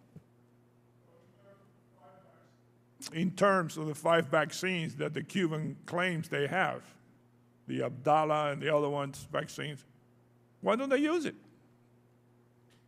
The part of the problem is that the way that they have handled the COVID epidemic in Cuba has been a disaster. As I said before, our information revealed that they have rejected vaccines coming from China and Russia, just because they want to prove and to demonstrate to their own people and the rest of the world that they have the capacity to produce their own vaccine and then distribute that one to the rest of the world. Well, all of that, plan has failed, and it's part of another piece of Cuban propaganda. Would you like to add something to that? Yeah, just add that actually the Cuban regime also rejected the COVAX help. COVAX is an initiative of UN or in relation with UN, and they also rejected the COVAX vaccine in a very criminal decision not to immunize the Cuban population and provoke an even deeper crisis than the one that we were already facing. Whether it is United Nations or the European Union or any other multilateral organization, the key thing is the no intervention of the Cuban regime. As soon as they participate in the process, they are going to stall the help, or they are going to weaponize that help against the Cuban people. Thank you. Congressman Green. Thank you, Mr. Chairman, and thank you for the witnesses for willing to do a second round.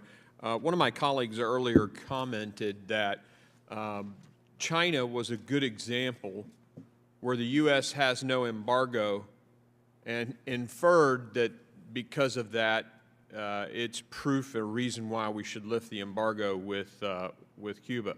I'd encourage those who are supporting lifting the embargo and citing China as proof to go and watch the video of the protesters in Hong Kong. Go ask the Uyghurs what it's like to live in China under the Communist Party of China.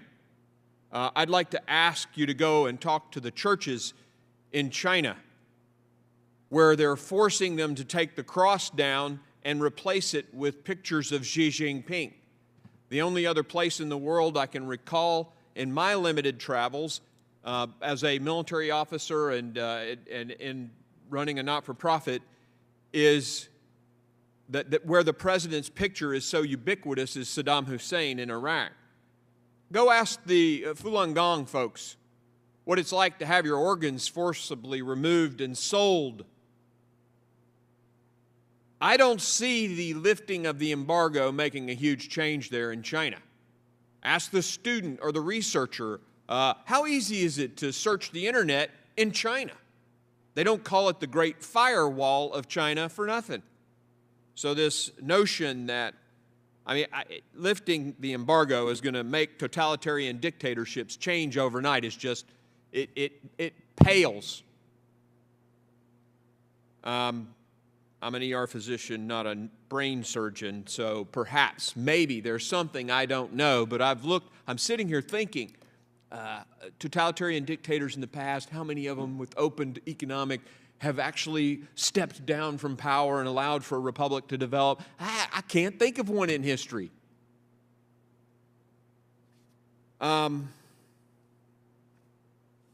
Question for Ms. Paya. There's strong international consensus for restoring Venezuela's democracy. People are working together. Countries are supporting us in our, actions there. Yet in Cuba, as Mr. Vivanco, am I pronouncing? Yep, has said they are doing in Cuba. We haven't gotten others to join us there. What is the difference? And this is just a genuine question. What is the difference, and why are they not helping with Cuba, but they seem to be very helpful with Venezuela and the socialist dictator down there?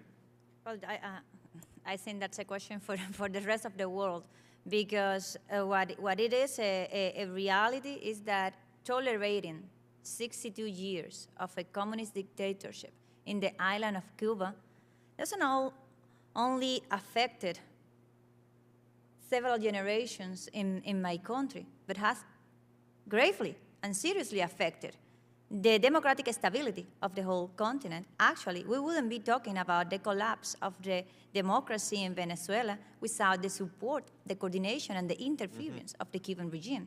Same thing with the repression in Nicaragua. And you know history. You know about the interference programs of the Cuban G2, well trained by the Stasi and the KGB in Latin America. So this in this pivotal moment that we are living as a nation that lives inside but also outside the island because of that dictatorship, our call for the international community is please see directly to the Cuban people, to the suffering of the Cuban people, and to the demand of the Cuban people. And that demand is freedom, and that demand is the end of the dictatorship, and that demand is not only going to help Cuba, but it's going to help peace and national security of our whole hemisphere. Throughout the region, absolutely. It seems to boggle the mind that the world will join us to jump on Venezuela, but the folks that are actually, the Cuban military is in Venezuela. The Cuban military is helping Nicaragua. Yes. I mean, it just makes no sense to me that the rest of the world has joined us in this fight, and yet that seems to be the reason why it's failed, because we haven't gotten all the rest of the world involved, so let's just lift the sanctions. Makes no sense to me. Thank you. Thank you, Congressman Green. Congressman Vargas, thank you for coming. Mr. Chairman, thank you very much, and thank you for allowing me to be here. I apologize. I had a committee running at the same time as this one. The only thing I would correct for the record, maybe that Dr. Green said, I'm not sure that an ER physician would yield to a brain surgeon in every instance, maybe in this case. But point taken. But that being said, I have great concern for what's going on, obviously, in Cuba. I'd like to see the dictatorship gone, the authoritarian rule, and obviously have democracy and have people have the opportunity to vote and to choose whomever they want. That they haven't had that opportunity.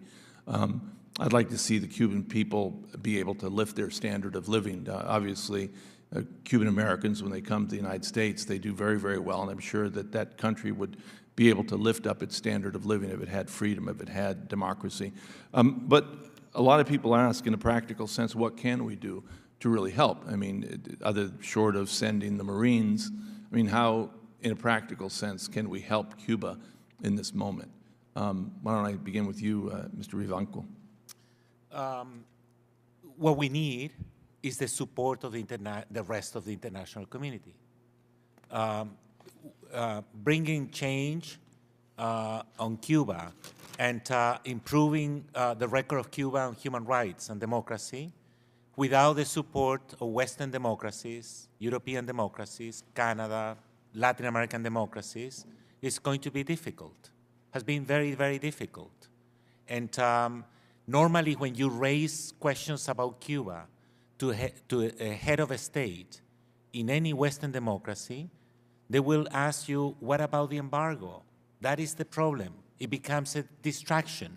And they say, you know, we are not going to join forces. This has been told to me many times because I care about Cuba and I travel the world raising questions about Cuba or Venezuela. So when you say, you know, what about those, free speech in Cuba, freedom of religion in Cuba, freedom of association? You know that we have never heard about a strike in Cuba. Why there are no strikes in Cuba? Because there are not independent unions in Cuba, are not allowed. So when you try to create a debate outside the U.S., in Mexico, for instance, which has a lot of influence in Cuba, the natural reaction of those ones who should be supporting human rights in Cuba is, what about the embargo?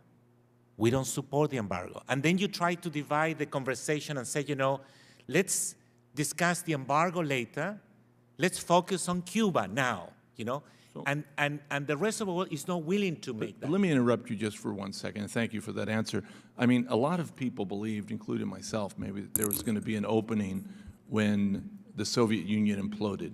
When the Soviet Union imploded, a lot of us thought, well, this is a satellite state, really, of the Soviet Union, and there's going to be change in Cuba. But it didn't really happen because they continue to have support from other countries around the globe.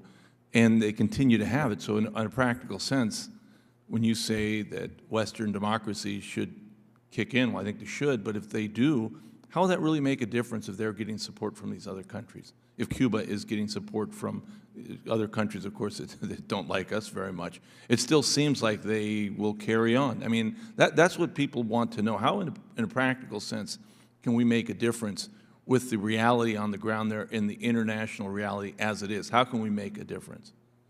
The only, look, I sound like a broken record, but the best way to contribute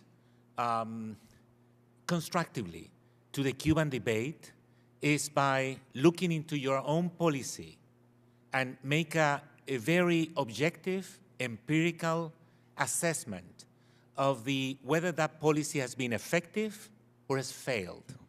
My conclusion is has failed because, you know, you have a very strong dictatorship in place.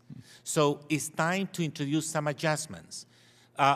Former President Obama didn't lift the policy of isolation. What he did was to reestablish diplomatic relations with Cuba. But the heavy lifting, the work needs to be done here in Congress. If this policy is not subject of a real and serious, objective, non-partisan, you know, evaluation, we will keep the status quo, and I bet you that nothing will change in Cuba. Thank you. I have more questions, but my time's up, so I will yield. Thank you. Thank you, Congressman. Congresswoman Salazar. Thank you very much, Mr. Chairman. I have a couple of questions for both of you. Let me start with you, Rosa Maria. Basically, yes or no. If the White House gives green light to connect internet, either through Guantanamo or Raven Company or the U.S. Embassy in the middle of El Malacón, will the Cubans go back into the streets?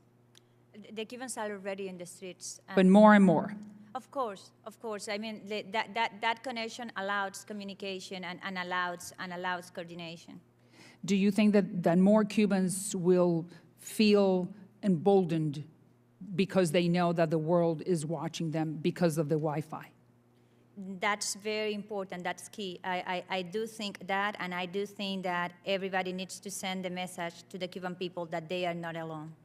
But if the Biden administration is not saying clearly that the Biden administration of the United States government is with the Cuban people, are they receiving that information? The best way to be with the Cuban people is with real actions, and internet is one of them. Right. Now, what else can we do besides forcing the Biden administration to give the green light so we can turn on the internet right now, which is the most effective manner through the embassy or in Guantanamo with a tower, a Wi-Fi tower? We're not talking about Netflix quality video. We're talking about just the ability to lift the videos that show how they're being beaten on the streets. What else could we do besides that?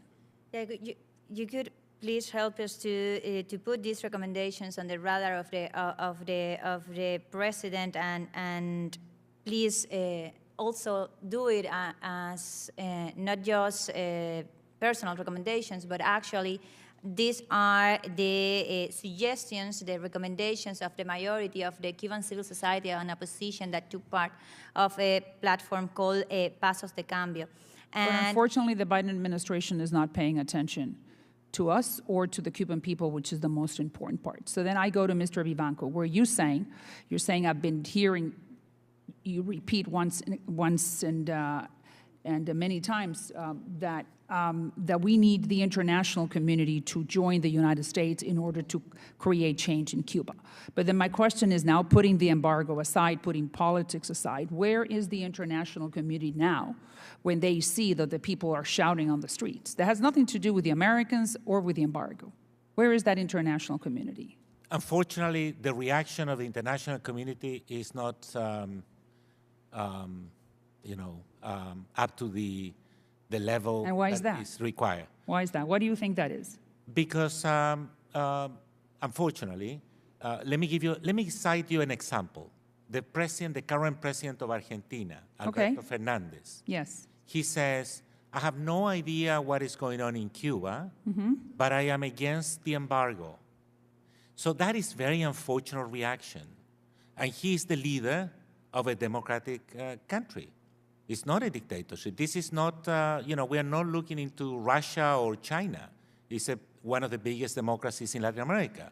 And he seems to be, somebody who should be aware about what is going on in Cuba. So everything is the embargo, but then if you're telling me that he doesn't even know what's happening in Cuba, so that means that they don't care what's happening, and like I repeat, what's happening in Cuba has nothing to do with the embargo. But then, and I want you to tell me where I'm wrong in this statement. You lift the embargo as you are advocating the United States to do. Then the Castro brothers will have access to loans, specifically from the World Bank and from the IMF, and everybody will be doing business with Cuba because there is no more American embargo on it, right?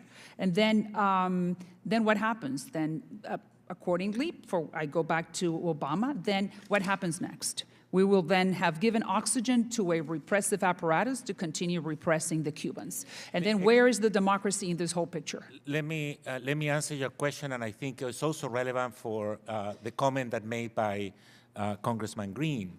He said, and I believe and I agree with you, Congressman Green, you said, I don't believe that lifting the embargo will bring change and democracy overnight in Cuba. So then we have to wait, 50 years? I agree 100%.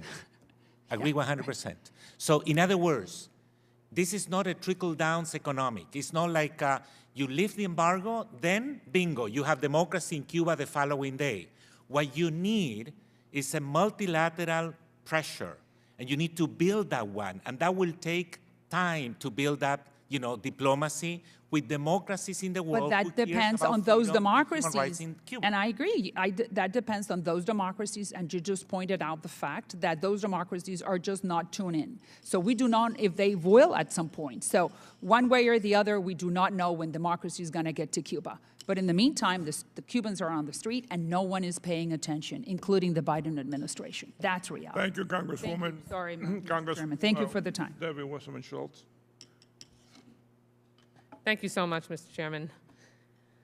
I'd like to turn to the subject of Cuban doctors and just reference a March 2019 report by the New York Times that detailed how members of Cuba's medical mission in Venezuela said that they were told to provide oxygen tanks and other desperately needed medical assistance only to individuals who committed to voting for the Maduro regime.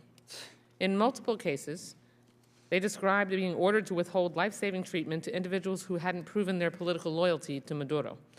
Are these medical missions still going on in Venezuela, and what has been their impact to either one of you? Yes, they have been taking place in Venezuela and in many other countries, and it is very important that not only United States, not only the United Nations that actually issue a report elevating the Cuban Medical Brigade's treatment to the treatment of forced labor.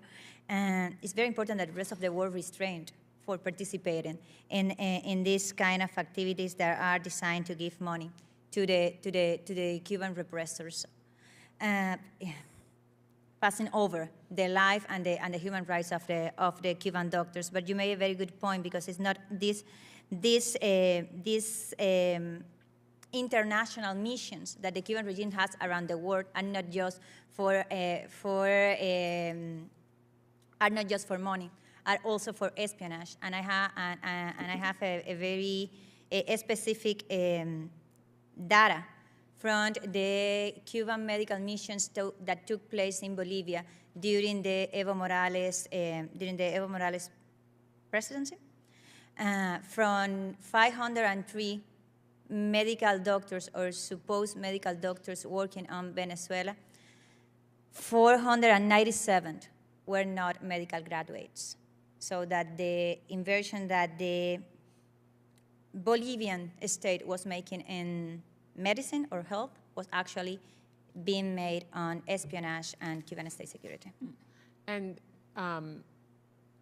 Senor Vivanco, you mentioned earlier that the exportation of Cuban doctors has been helpful in some countries, but compare that with the information coming out of Cuba in terms of the reality of healthcare on the island, where even in Havana, pregnant women are required to bring their own sheets, that they actually have to bring cleansers so that they can clean the feces off of the walls and the toilets so that they can have some semblance of sanitary conditions to give birth. Can either of you describe the facade, the real lies, fabrications of the wonderment that is portrayed of how excellent the Cuban healthcare system is compared to the reality of it being rationed and individuals, particularly of Afro-Cuban descent, are actually discriminated against when it comes to access to healthcare? Just a couple of points. I do believe that the Cuban doctors, those ones who are doctors, I'm not talking about spies, Cuban doctors are heroes and should and deserve as much as respect as we could give them.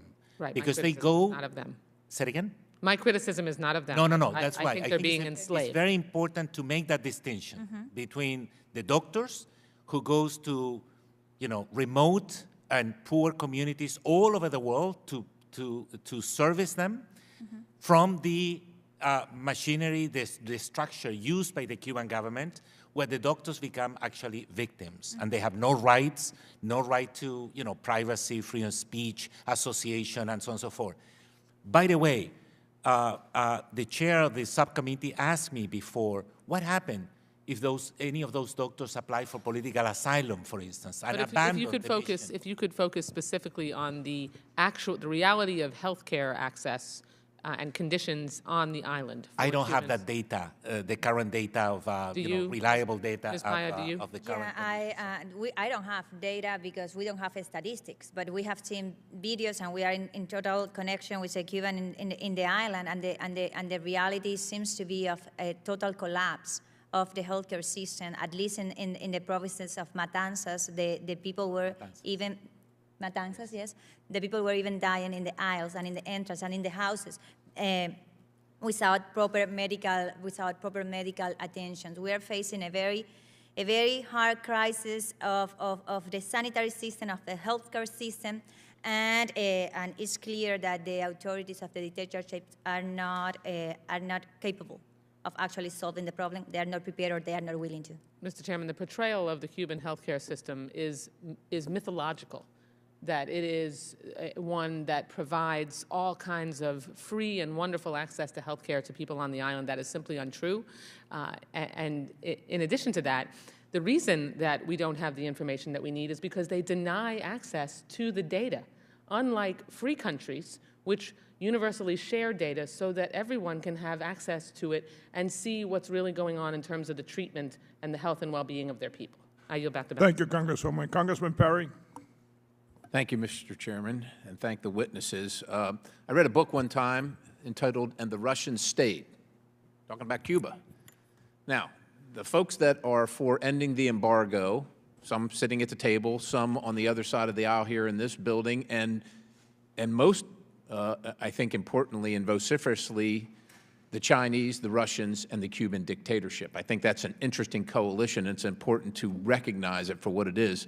Ms. Paya, can you describe to us, if you can, because we've heard the reports, but it's hard to get verification, what are the Venezuelans and the Russians and the Chinese doing in Cuba right now to stomp out this freedom movement? Yes, and again, we only know what is public. We only know what the anecdotes of the witness in Cuba mentioned.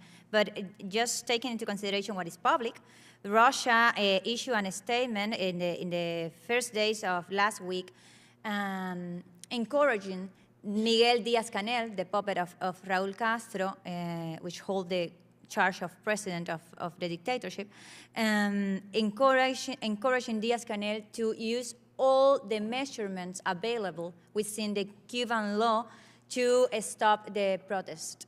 That were not the exact words, but that was the message. And I have to say, to use all the measurements within the Cuban law includes the violence, includes the weapons against the Cubans that are actually trying to change the system, because actually the Cuban Constitution that was imposed in 2019 in the Article 4, that Constitution allows anyone to fight, even using they call it lucha armada, even using weapons to fight anyone that is trying to change the political and the economical system that Constitution established, which is the Cuban Communist Party as the director of the society and the state. So basically, Putin was given his endorsement to the killing of the Cubans in the streets if they were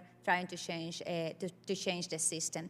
Having said so, Cuba, the Cuban regime have been the gateway to the intelligence service of Chinese, of Russians, and the connections, the coordination, the kind of relationship that the Cuban regime has over the Maduro dictatorship have been widely documented, and they are in charge, for instance, of the counterintelligence, specifically the military counterintelligence. So that's scary enough. So everyone knows the Russians and the Chinese have their most important listening stations located in Cuba, right? And so if people are saying, well, Mr. Vivanco, the embargo's not working. And I agree with you to a certain extent that doing the same thing over and over again and expecting different results is insanity. And for 60 years, and before that with Batista, the same thing, right? Dictatorship and us with the embargo now and hoping it will work. But I would submit to you that while I agree with you that it's not working under its current form because other countries are happy to trade with Cuba, they're happy to trade because there's something in it for them. There's money in it for them. There's influence. There's China. There's Russia. And this is the time. Right now is the time when the United States, with the embargo, needs to step up and do even more as the Cuban people put their lives on the line, literally on the streets of Cuba, at the hands of the Venezuelans, at the hands of the Chinese and the Russians, who will kill them in their homes. And now's the time for the United States to up the ante, to say we even go to these other countries and say, you must stop trading with them. You must stop helping. Now is the time. Not to back off, not to do exactly what the dictatorship wants. Ms. Paya, certainly the Cuban people can defend themselves against the Venezuelan police, the Russians, the Chinese. Certainly they can defend themselves. They're armed, aren't they? No, they are disarmed. Say it isn't so. And peaceful people demanding freedom in the streets, and they are confronting a state with all its resources and the resources of the other enemies of freedom to the world. Ladies and gentlemen, now is the time for the United States to lead, not back off on the embargo, but to step up and force other countries, demand other countries to step up and stop the insanity happening 90 miles off our coast. I yield the balance. Thank you, Congressman. Congressman Parkhurst. Thank you, Mr. Chair. And I believe it was Albert Einstein who was credited with saying, if you do the same thing over and over again and you expect a different result, that's insanity. And I think that that's right. I mean, if you continue to do the same thing, expect a different result, that is insanity. I'd argue, I mean, everybody's putting the blame, it seems like, not everybody, but some people seem to be putting the blame on this administration. But I would say, hey, where was the Reagan administration? Where was the George H.W. administration? Where was the George W. administration? Where was the Trump administration? If it's so easy to do, why wasn't it done? I mean, the reality is I think it's very difficult to get change there, and again, because it does have, I think, these other states that help it. I gave the chance last time, Ms. Paya, to Mr. Vivanco. How would you do it differently? Because it does seem to me that nothing's going to come of all this, that you're going to have a lot of poor people suffering in Cuba again. you're going to have this, the people in the streets, they're going to get repressed, they're going to get attacked, a lot of them, not a lot, but a number of them are going to get killed, they're going to disappear, all the terrible things that normally happen, and nothing's going to change because we're going to continue to do the same thing. Congressman Vargas, I do appreciate the analysis of the history, because I do believe that we are in a pivotal moment, that this moment is qualitatively different from anything that we have seen before in these 62 years. We have seen massive protests across the whole island, tens of thousands, probably hundreds of thousands of Cubans, maybe a million of Cubans in the streets demanding freedom and demanding the end of the dictatorship, demanding those things from a dictatorship that actually is in one of the most vulnerable moments in history too, for many reasons, but also because the access to resources have been diminished during the last years, but especially because the Cuban people have fundamentally changed in its behavior, and is going out in the streets and is demanding freedom, not just on Sunday, but only during this year till June 30. There have been more than 1,100 protests in Cuba. So there are many fresh and important things that the international community and the United States can do to help us. And one of these is raise the cost of the repression against the Cuban people, imposing targeted individual sanctions against the ones that are giving the orders to kill and to shut down young people in the streets. Internet access. If I could interrupt, but I have to say, I mean, I'm old enough to remember the collapse of the Soviet Union, and that was also a moment like this, when everyone said, "Oh, here it comes. Here's where it's going to be the big change." There wasn't. With all due respect, you're talking about the collapse of the Soviet Union, and remember, I'm Cuba, talking about the Cuban people. No, I understand, but the reason I say that is that history seems to repeat itself. I remember that time. I mean, I'm 60 years old. I don't know how old you are, but I'm 60. 32. And so I remember that time very well, that this is an opportunity. Everybody's saying, now it's going to happen. There's going to be change on the island. You're going to see now a democracy. The Castros are going to fall. They didn't. Okay, and now I look at it again, and I don't want to argue with you, because I agree. I'd like to see the change, probably we both like to see. I'd like to see a democracy where people can vote freely for whomever they want and not have the dictatorship that they have today. I just fear that we're going to do the same thing again, and nothing is going to change. Well, you can help us to change that, and that's part of why we are doing this. And just to clarify, what is fundamentally different from 1990s is that it's not the Soviet Union collapsing; it's the Cuban people protesting in the streets. The protagonic role here doesn't rely on any other foreign country, but relied on the Cuban people. We are the protagonists of our history. We are already being that. And what we are asking is solidarity with the solution and the demand. But I guess if I could just, my time's about over. That's the problem, the solution. I mean, I think that there's a lot of solidarity. There was back when the Soviet Union collapsed too, and nothing happened. That's my point. That the solidarity was there, but it's the policy that doesn't change. Then practical things to do. Raise the cost of the repression, impose targeted sanctions over those that are still commanding repression, give internet access without the censorship of the Cuban regime, apply the Sullivan principles, and take a similar approach to the one that you took with South Africa to end the apartheid. Involve the international community, the European Union, the OAS, not under the premise of the cynicism of the world with the embargo, but on the premise of the Cuban people demanding freedom on the streets. I think that would be a fresh approach. Thank you very much. Thank you. My time's up. Thank you, Congressman Vargas. Congresswoman Melotakis.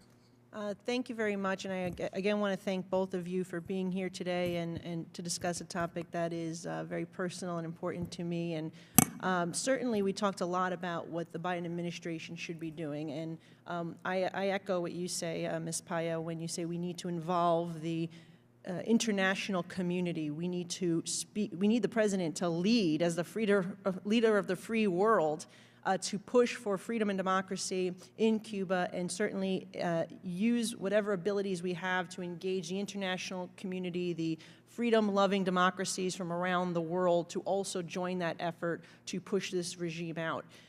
What I want to ask, though, is what can the United Nations, because I've been very disappointed with their lack of interest in actually assisting in this situation right now, what do you believe the United Nations should be doing at this time to help this cause? Thank you so much for that question. And I have to say that, I have been shut down by the Cuban, by the dictatorship, the ambassador of the Cuban dictatorship in the Human Rights Councils in United Nations. And the fact that they have a seat there is already very telling to what the United Nations have been doing for the Cuban people. Anyways, they are special rapporteurs that have to make his work, their work, and they have been doing it. And those kind of technical approach as the one that reported on the forced labors of the Cuban doctors should be taken into consideration. My suggestion, of course, I'm hoping that the High Representative Michelle Bachelet asked for a visit to the island and actually confirmed with her own eyes what is taking place in Cuba. I don't bear a lot of hope for the Cuban regime accepting that, but that should be the kind of bold involvement that we are hoping for an organization that should be protecting the right to democracy and the human rights in Cuba. You mentioned the Human Rights Council, and I'm glad you brought it up, because one of the reasons why President Trump withdrew the United States from the Human Rights Council is because it's a farce. It's an absolute sham, particularly when you look at the members who sit on that council. It's not just Cuba who allows no freedom of speech, no freedom of press, no freedom to demonstrate, as we're seeing people being beat in the streets by communist regime forces. They're being abducted and jailed and shot at. They're treated as slaves for what equates to $15 US a month. They have the dual currency system. They're being paid in Cuban pesos, and yet they're being asked to purchase things in something that is equivalent of US dollars. And when it's a 25-to-1 ratio, how do you expect them to do that? And they're slaves to the government. And they don't have the right to come and go from the island as they please. So the fact that Cuba is on the Human Rights Council, along with China, Venezuela, Russia, the most egregious human rights violators. Mr. Vivanco, as somebody who is involved with the Human Rights Watch, I would love for you to comment on that. It is a shame. It is a shame. There is no other, reaction. That is probably the most honest comment that I can give you. How dictatorship are members of the Human Rights Council. But let me explain to you one little detail, which I think is relevant. They get elected because every region, every geographical region of the world has a chance to present, for instance, one or two candidates for one or two vacancies. Last time, when Venezuela was, competing for a position, unfortunately, Latin America were giving two posts, and Latin America, as a region, presented two candidates for two posts. So there was, and one of the candidates was Venezuela, the other one was Brazil. And Brazil, under the current government of President Bolsonaro, very close ally to former President Trump, decided to avoid any further candidate from stepping in because they were afraid that if there were three candidates for two posts at the Human Rights Council, Brazil will be eliminated. So what we did was to convince Costa Rica in the last minute to run to try to defeat Venezuela. And Costa Rica did it. But, it was late already, And unfortunately, finally, Brazil was elected and Venezuela was elected. Any advice you have for the Biden administration at this moment when they're looking to re-enter Human Rights Council, how we can use that as leverage to try to change the makeup of this council? I think that if you look at the votes, the positions of the Human Rights Council, not the membership. The membership, I agree with you. At least, 40% of them are dictatorship who get selected at the Human Rights Council to protect themselves. to try to interfere in the business of the top entity that is supposed to supervise human rights all over the world. But there is still a slim majority that is committed to fundamental freedoms and rights. So I welcome the decision of the current administration, the Biden administration, to rejoin the Human Rights Council, because there are very important battles and debates that are happening precisely there. Thank you. Thank you. Well, we come to the end. I want to thank you for your patience. I want to thank you for coming and testifying before our committee. And we'll just have some closing remarks and we'll close the hearing. Thank you again for joining us today. I have been inspired by the scenes of courage we are witnessing in Cuba. Young people in particular have been stepping up and making clear excuse me, that they refuse to become a lost generation. Their creativity, bravery, and advocacy are a reminder that the status quo in Cuba is a tremendous waste of talent and potential.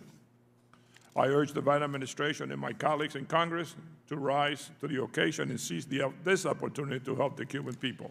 Nothing is more important to me than seeing the Cuban people finally become free. With that, I turn it over to my colleague, Congressman Green. Thank you, Mr. Chairman, for allowing some closing comments. And I want to thank the witnesses for being here. I want to thank you for your intensity. I think on both, everybody here is excited about the opportunity that we see at this moment in time. We're frustrated and angry with the human rights abuses that have gone on for so many years. And I agree that with the embargo not working, I think it's time to double down. I think it's time, and my criticisms aren't of the Biden administration per se as much about, earlier when I was talking about socialism and communism, and I was referring to sort of fringe members. I think we all know the senator I'm talking about who supports socialism, and my own colleagues here in the House who support socialism, and some who've advocated for universal rent control, which is right out of Karl Marx. I'm not saying that's the Biden administration. I'm saying my criticism there is just, let's act. It's time. And there's a chance, there's an opportunity to bring freedom to another group of people. And that's why I'm so passionate.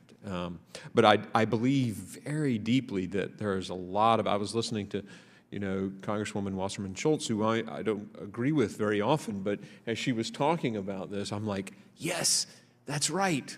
Those physicians are enslaved. And if they're doing that, they'll probably sell vaccine we give them anyway. Right? So, I mean, let's do what we can to continue to agree where we can. And Chairman Sears, I just want to thank you for your friendship and your unbelievable leadership on this issue over the decades. You are a champion for the people of Cuba because you are one of them. And you have done an amazing job leading through the challenges of a divided government here in Washington, D.C. Thanks for your time. Appreciate y'all. Thank you. Thank you, Congressman Green, for those remarks. And thank you for your comments. And with that, this hearing is adjourned.